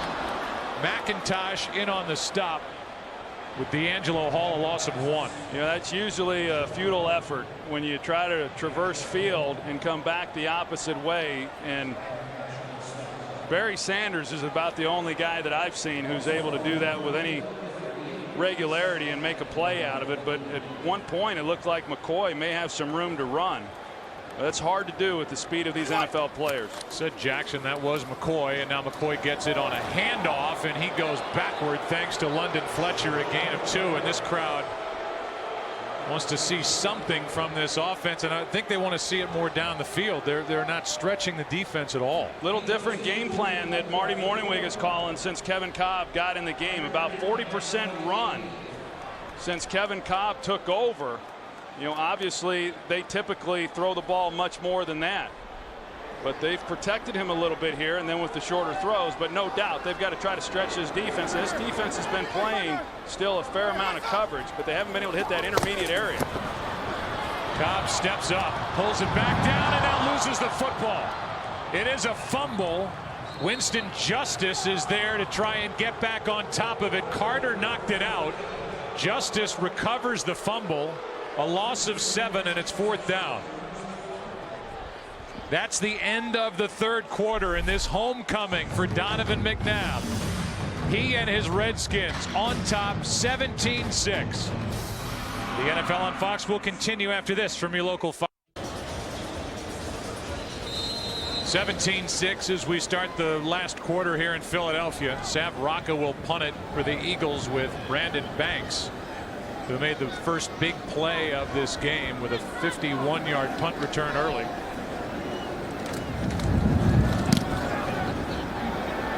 Set up the Redskins' first score. Rock is really having a good year. No chance for a return.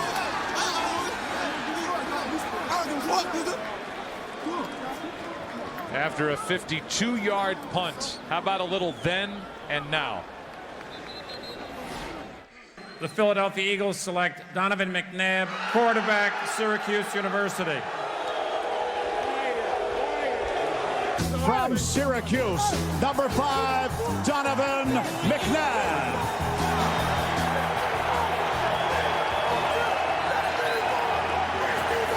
That's what you get when you spend 11 years. You play hurt. You take this team to 5 NFC Championship games, 1 Super Bowl appearance. All-time franchise leader in wins for a quarterback, and now here he is with the Washington Redskins. A handoff to Portis for 3 yards. And I think if you wanted to use one word to describe the relationship with Donovan McNabb and the fans here in Philadelphia, it would be complicated. Multi-layered. Yes. Now Portis is down again. Injury timeout. 2nd and 7 for the Redskins when we come back.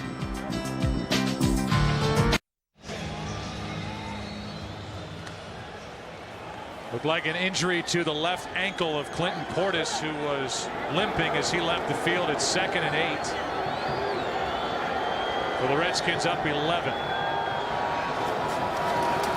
Play action. McNabb drops it for Terrain, or rather Sellers, and the fullback somehow survived that tackle up in the air and went forward for 5. And here's Clinton Portis at the bottom of that tackle.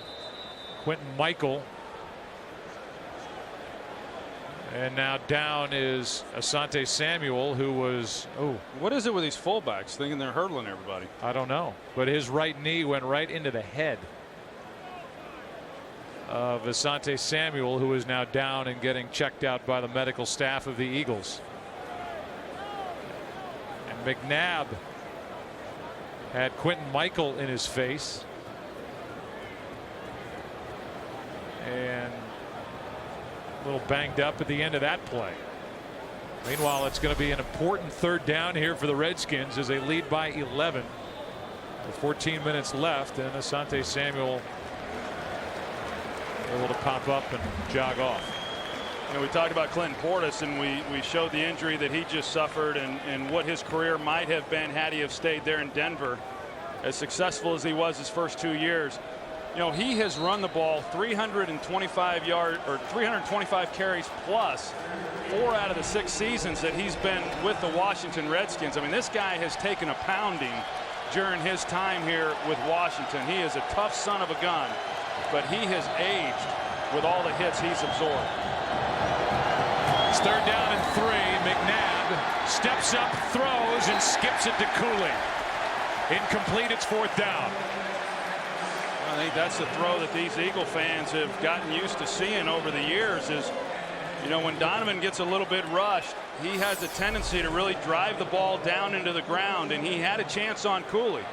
Cooley was open, and he could have put it on him. Quentin Michael had his back to him, and it was just one that went straight into the dirt. Bidwell hits his best of the day. Deshaun Jackson from inside the 30. Decent return, good field position to start with for the Eagles, who trail by 11 with 13 and a half to play in Philadelphia.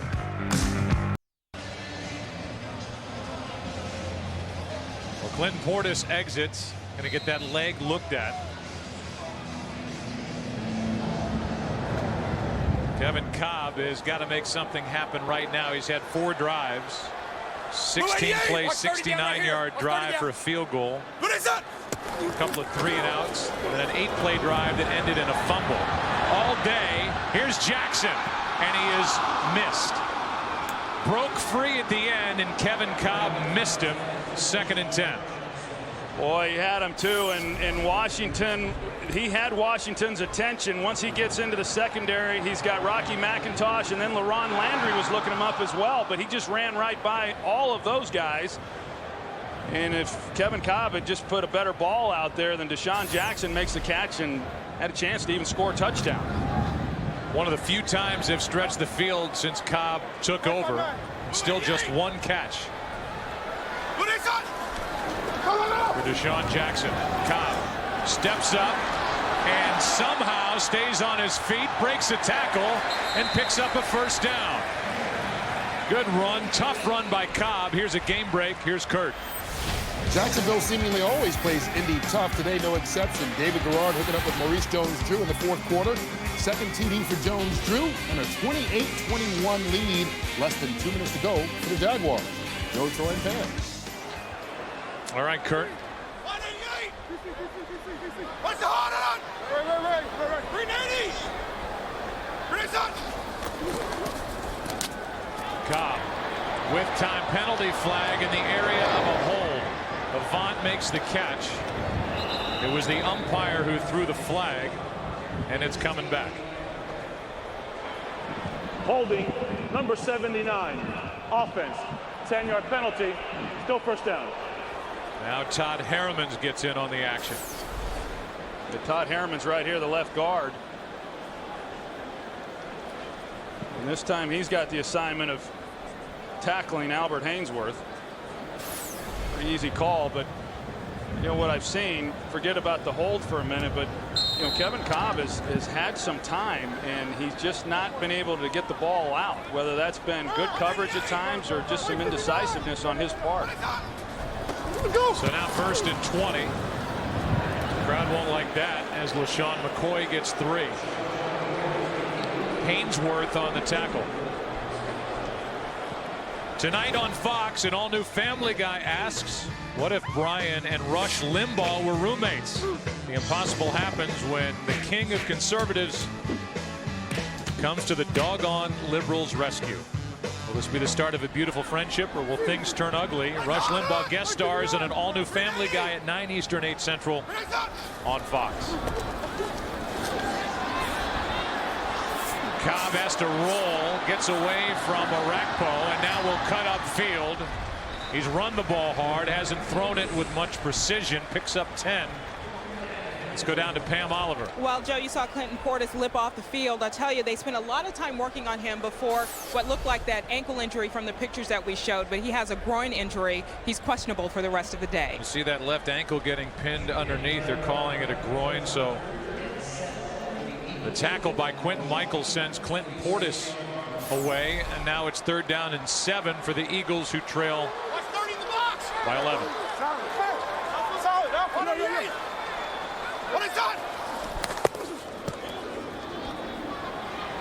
Cobb underhands it to McCoy, and McCoy picks up just 2. It'll be 4th down. I think you're going to see Jeremy Maclin on this route. The Redskins only rushed 3 guys, so they do have people in coverage, but you know that's an area of the field right there that's about as open as it gets, and they've just not been able to. Kevin Cobb, that is, just hasn't been able to spot anybody downfield to get the ball to. See Macklin's frustration as he heads off. Harold Carmichael greets him on the sideline. Philip Buchanan is waiting for the punt from Rocca. End over end, Wind holds it up, and Buchanan with a fair catch out near the 18-yard line.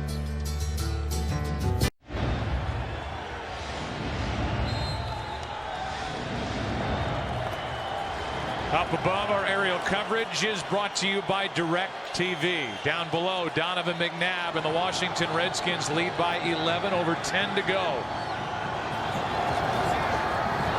So far, a successful return. That one's in the air and nearly picked off.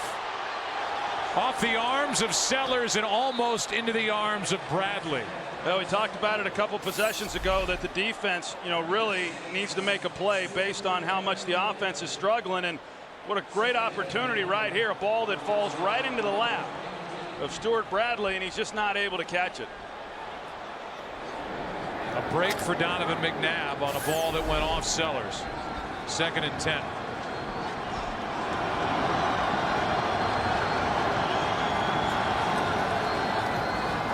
action from McNabb. Quentin Michael finally turns around, and McNabb has crossed the 25.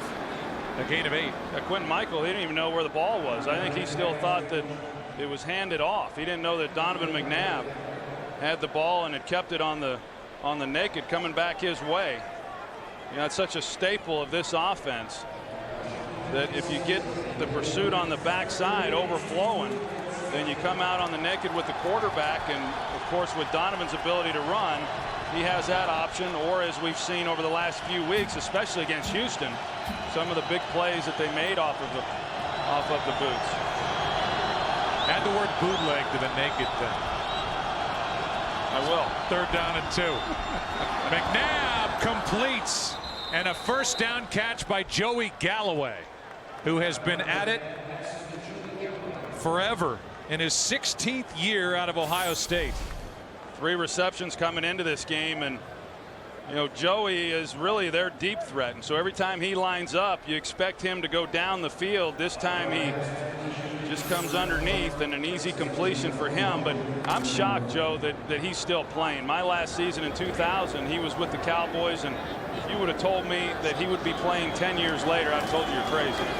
Play action to Terrain. McNabb's in trouble. He was out of the pocket. Was the ball back to the line of scrimmage? Yeah, I think that's the bigger question, because I do think he got outside the tackle box, and then it's just a matter of where the ball was when it landed. It was determined that number 47 was in the area. Therefore, there's no foul for intentional grounding. 2nd down. 47, that is Chris Cooley. He's not even in the picture. Yeah, he was talking about Mike Sellers, 45, but Sellers was on the ground when the ball was thrown. I think these fans have reason to complain. 2nd down and 10, and a handoff to Terrain running left. Bradley on the stop. Terrain gets 2. 3rd down coming up for the Redskins, and now time is starting to become a factor for Philadelphia. Well, it is, and if the Eagles are going to do something, then they need to make a stop right here. Because we talked about it, Washington coming into this game, this was a down where they were not very good. Only 1 of 10 last week in the loss to the St. Louis Rams. And they've been atrocious on this down, but today they've been very good. 4 for 8, plus 2 conversions thanks to penalties.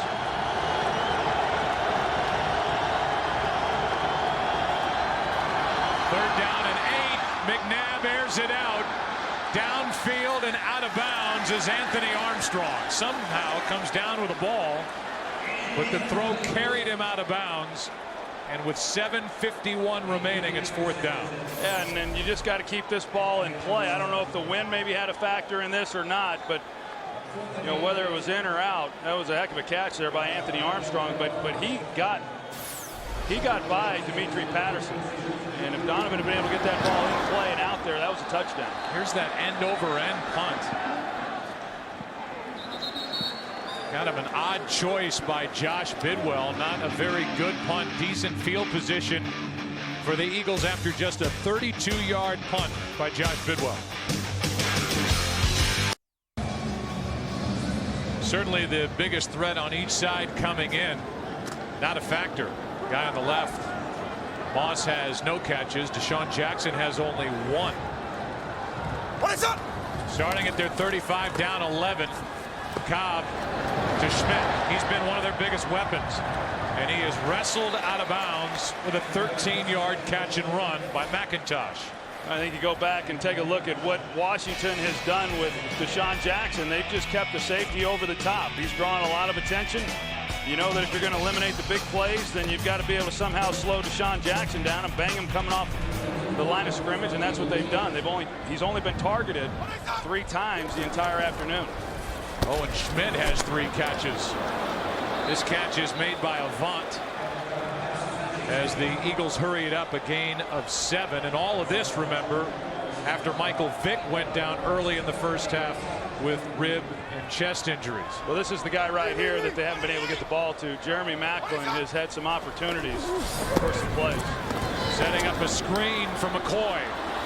And LaShawn McCoy has a first down inside the 40 to the 38. He also has a very costly fumble in this second half, a gain of 7 by McCoy and a first down. Yeah, I think the two big plays that have hurt the Eagles in this game was, one, the delay game penalty before the end of the half, and the opportunity to try to come away with a touchdown, and then it was a deflating fumble that LaShawn McCoy had when they got the ball going on that one drive. Delayed handoff. McCoy's been busy, makes a nice move.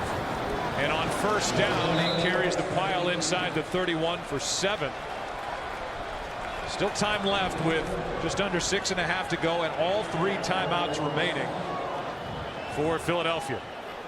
But they hurried it up.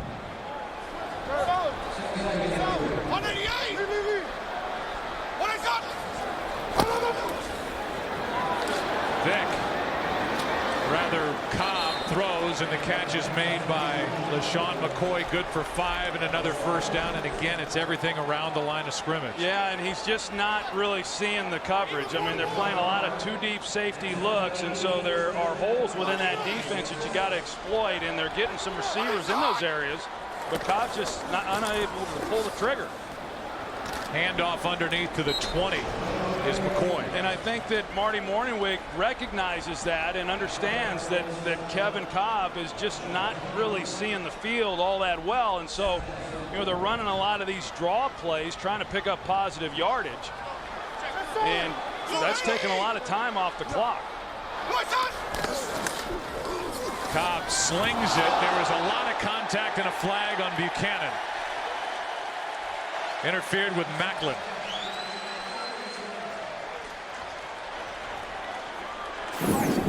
Pass interference, number 31, defense.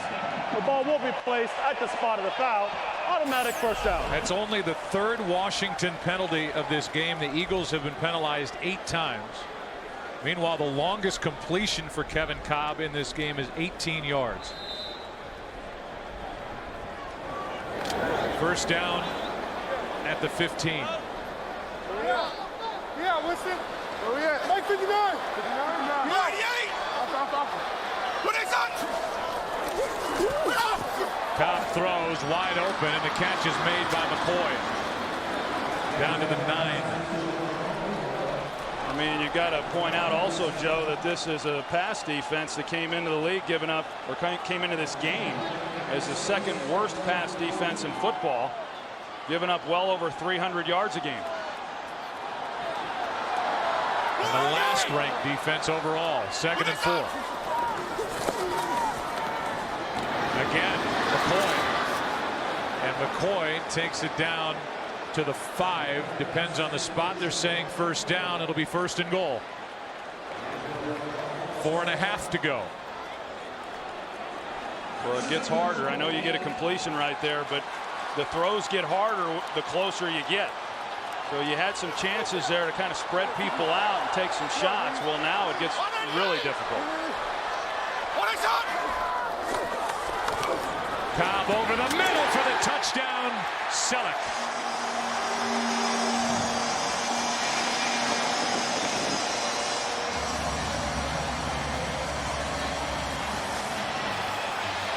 They got to get Selleck back in the huddle. They're going to go for 2 here. And Deshaun Jackson's trying to get his attention to get him back in the huddle. Trying to make it a 3-point game as Cobb let it go, and I don't know how he missed the umpire with that throw. So far this year, the Eagles have not attempted a 2-point conversion.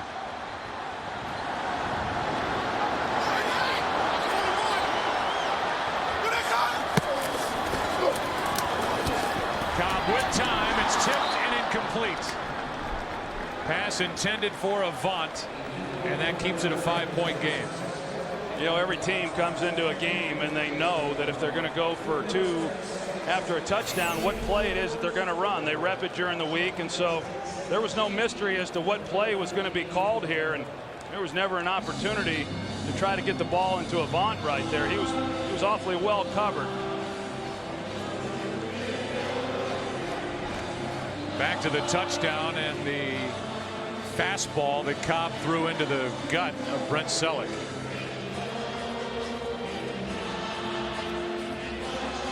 Makes it a 5-point game. Meanwhile, it was Lorenzo Alexander who got the start at outside linebacker in place of Andre Carter, who made the play on that 2-point try by Cobb to Avant. Well, now it's on McNabb. 4 minutes, 10 seconds left. Redskins lead by 5. And we'll see how McNabb does. The Eagles have all 3 of their timeouts remaining, but McNabb will have an opportunity here to take up a lot of the time left with a long drive. Well, like the two-point play, offenses work on this throughout the offseason and then on into the preseason on the 4-minute offense in terms of getting the ball and just getting first downs and then being in a position not to have to punt the ball back to the opponent. And that's going to be the challenge here for this Redskin offense. So far the day for McNabb, he's 8 of 19, 125 yards, 1 touchdown, 1 interception, and his quarterback rating is 60.2. So hasn't been dynamic. The running game has been what's carried this Redskin offense. 121 rush yards so far. Akers kicks it. Westbrook bobbles it and gets just to the 16.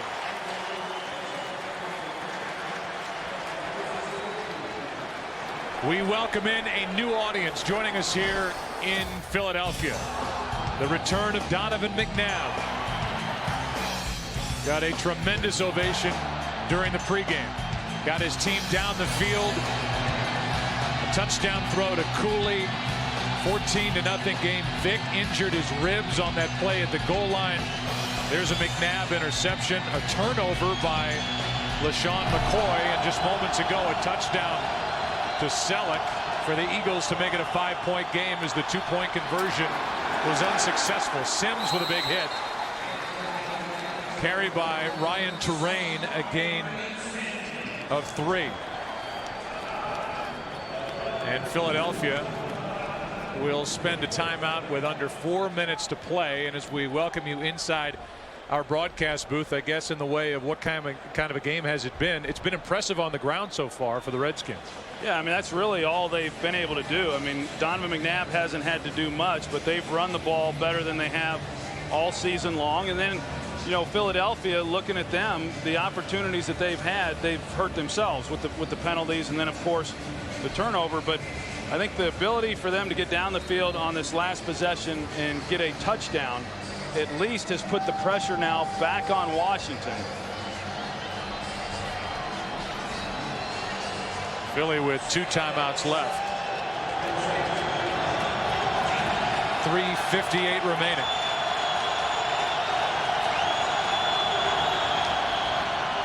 Here is Terrain with Portis injured, a gain of 3. 3rd down when we come back. Timeout taken by Philadelphia. Here is Kurt for a game break. Jacksonville and Indy going down to the final play. Josh Scobie for the Jaguars hits a 59-yard game winner as time expires, and the Jaguars knock off the Colts 31-28 in another thriller. It's been a good day for those today, Joe, Troy, and Pam.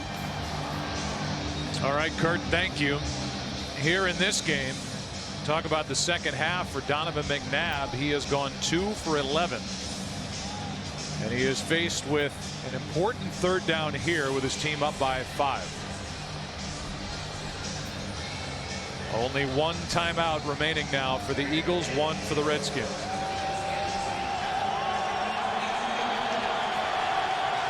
Quentin Portis out of uniform now, just watching 3rd and 4.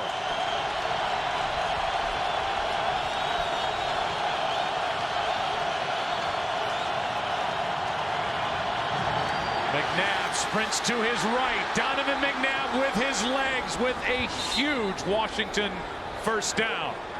McNabb carries it for 18 yards. They don't have contain. You're going to see here the defensive end, they run the zone dog, and so he's just trying to look up the receiver, and that opens up then the edge for Donovan McNabb. And if anyone should know what Donovan McNabb is capable in that situation, it would be the Eagles, and they would be able to contain him, but nobody there to hold him in the pocket. He does run out of bounds, which stops the clock as he was signaling his own first down. And now Ryan Terrain carries it for 3, but an 18-yard run by McNabb, who did it so many times for the Eagles, does it against them on 3rd down and 4. Yeah, but you're right. I mean, when he breaks contain, he's got to stay in bounds. I mean, for him to pick up the first down and then run out of bounds and stop the clock makes no sense. Eagles are now out of timeouts. And the OT is coming up right after this game. It's presented by Lowe's. We are in week 4 of the NFL season. Plenty to talk about. Some interesting games that have already happened. A lot to talk about in this one. 2nd and 7. Andy Reid's Philadelphia Eagles started this day on top in the NFC East at 2-1. Redskins are coming off back-to-back losses at home against Houston and at St. Louis. Here is Terrain, and Terrain good for 10 and a first down. And up front, this Washington offensive line playing without Trent Williams, with Stefan Heyer starting at left tackle and Lichtensteiger at left guard. They've done a good job. Well, they have, and I think that, you know, the jury was out on this Philadelphia defense as to how good they were after having played the Detroit Lions and then the Jacksonville Jaguars last week. And you know, good defenses make stops in these situations, especially when you know what the opponent is going to do, and they're going to run the ball and they're going to try to take time off the clock, and yet the Eagles have been unable to do that. Here is Terrain trying the left side. Ryan Terrain to the 40. And if we came in, Troy, talking about this Philadelphia defense, which we touched on, saying all the conversation's been about Vick with the Eagles so far, how good is this defense? The answer comes in today, not very good, after a strong showing last week in Jacksonville, really at home, disappointing these fans. And that's really been the question coming into this season. You know, you felt that the Eagles have a chance and had a chance to be really good offensively if they got good play at the quarterback position. They've had that with Michael Vick. Didn't necessarily get it today with Kevin Cobb, but defensively they've got to be better than what they've shown here. False start against Washington. But I think you got to give credit also False to start, number 74, offense, 5-yard penalty, 2nd down. As you did, Joe, to this offensive line. And you know, it's only a matter of time. It's just hard to imagine this team not being good running the football with Mike Shanahan as the head coach. Of course, Kyle Shanahan, the offensive coordinator. But this group up front, a group that has been, you know, pretty much criticized here through the first 3 games, has had themselves a heck of a game here this evening. 8 rushing first downs in this game for Washington after having a total of 10 in the first 3 games. A gain of 2 by Terrain on the left side, and that'll take us to the 2-minute warning. It'll be 3rd down when we come back for the Redskins, who lead by 5.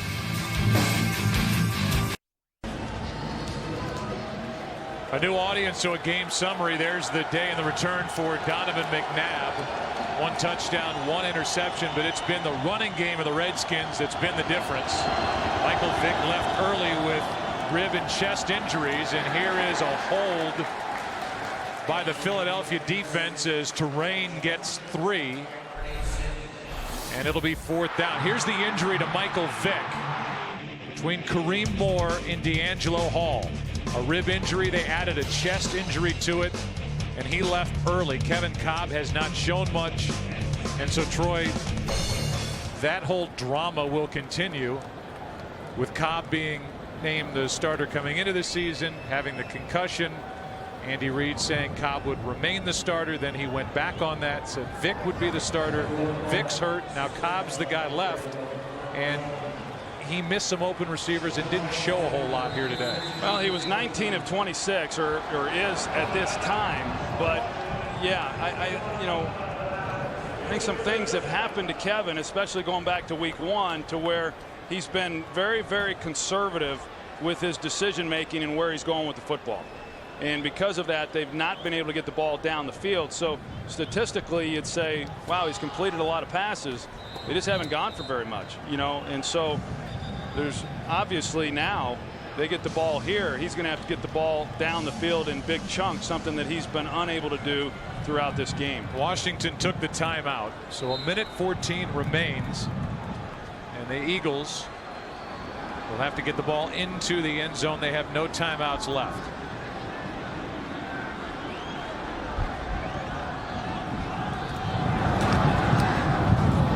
Bidwell puts the nose of the football down, and that punt is going to be marked out of bounds all the way up at the 26. Not a very good effort by Josh Bidwell, who was unable to punt last week, injuring his right hip during the pregame warmups in St. Louis. And while we look at Cobb, Troy, how about a word about Jim Haslett, the defensive coordinator for the Washington Redskins? All the talk about the 3-4, the 4-3, Haynesworth, Carter not even starting in this game. He's figured something out here today because they've been much better after struggling last week in St. Louis. Yeah, they got Michael Vick out of the game. That helped.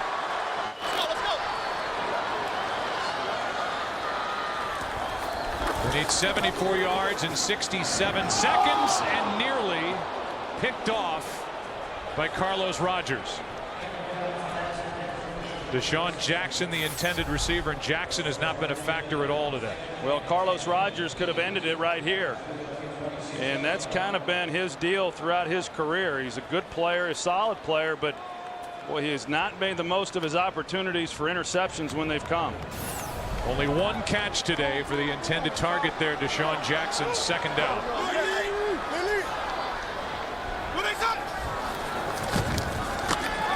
Cobb. There's Jackson. No timeouts left, and Cobb on the completion gets 9. Jackson went down before getting the first down. First down. Bro. Cobb rolls out, throws, pass caught for the first down. Selleck to the 45.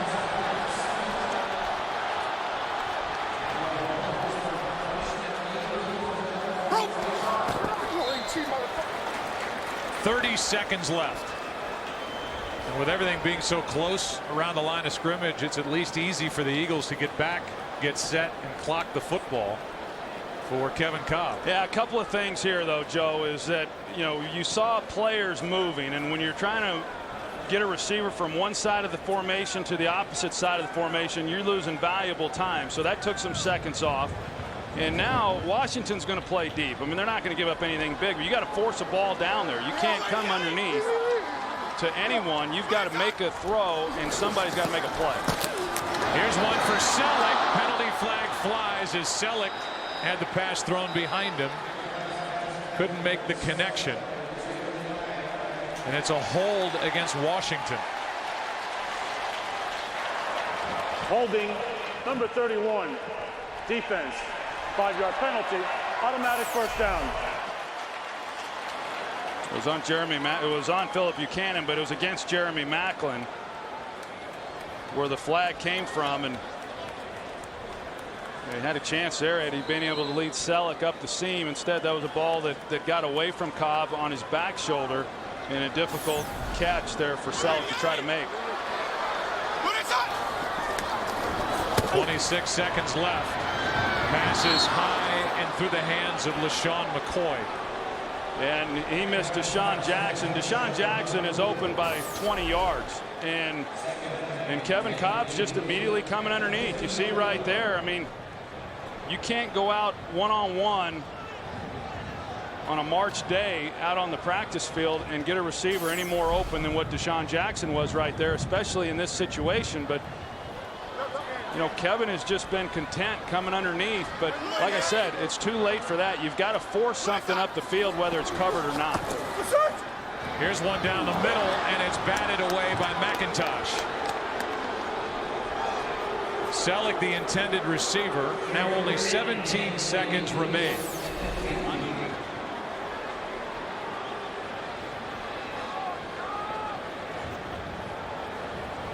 Well, that's a throw that Rocky McIntosh. There's going to be a lot of work for Kevin Cobb this week. Find out what Michael Vick's situation is. But even on that ball there, a linebacker in that position should not have been able to get a hand on the ball. That's a throw that you've got to be able to lay over the top of him, and not a necessarily difficult throw to make. Here's one for Jackson, incomplete. And now it's 4th down, and it is obvious that Cobb will need the work he will get during the week, and it will be up to Andy Reid to try and rebuild what he has left here at quarterback in Kevin Cobb, while Michael Vick finds out the severity of the injury to his ribs. Well, I know over the last 2.5 weeks with Michael Vick at quarterback, this has been an offense that has been extremely explosive and has made a lot of big plays.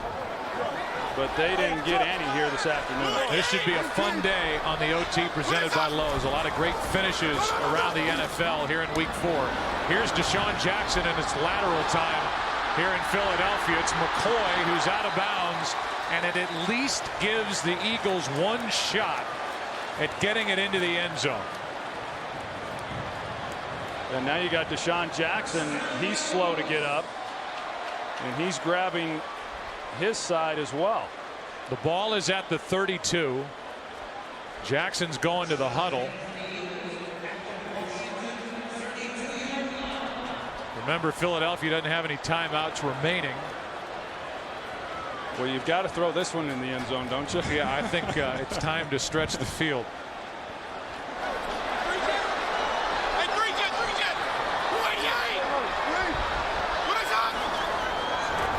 Cobb buys time and throws. In the end zone, the ball is picked off by D'Angelo Hall. Bounded around, and that's how the game will end. And Donovan McNabb is successful with his Redskins in the return to Philadelphia. They had a shot at it, a wide open shot at it with Avant, but he could not make the catch. Yeah, Jason Avant, he had a great opportunity to pull that one in, hit him right in the hands, no deflection or anything. He's just unable to make the catch.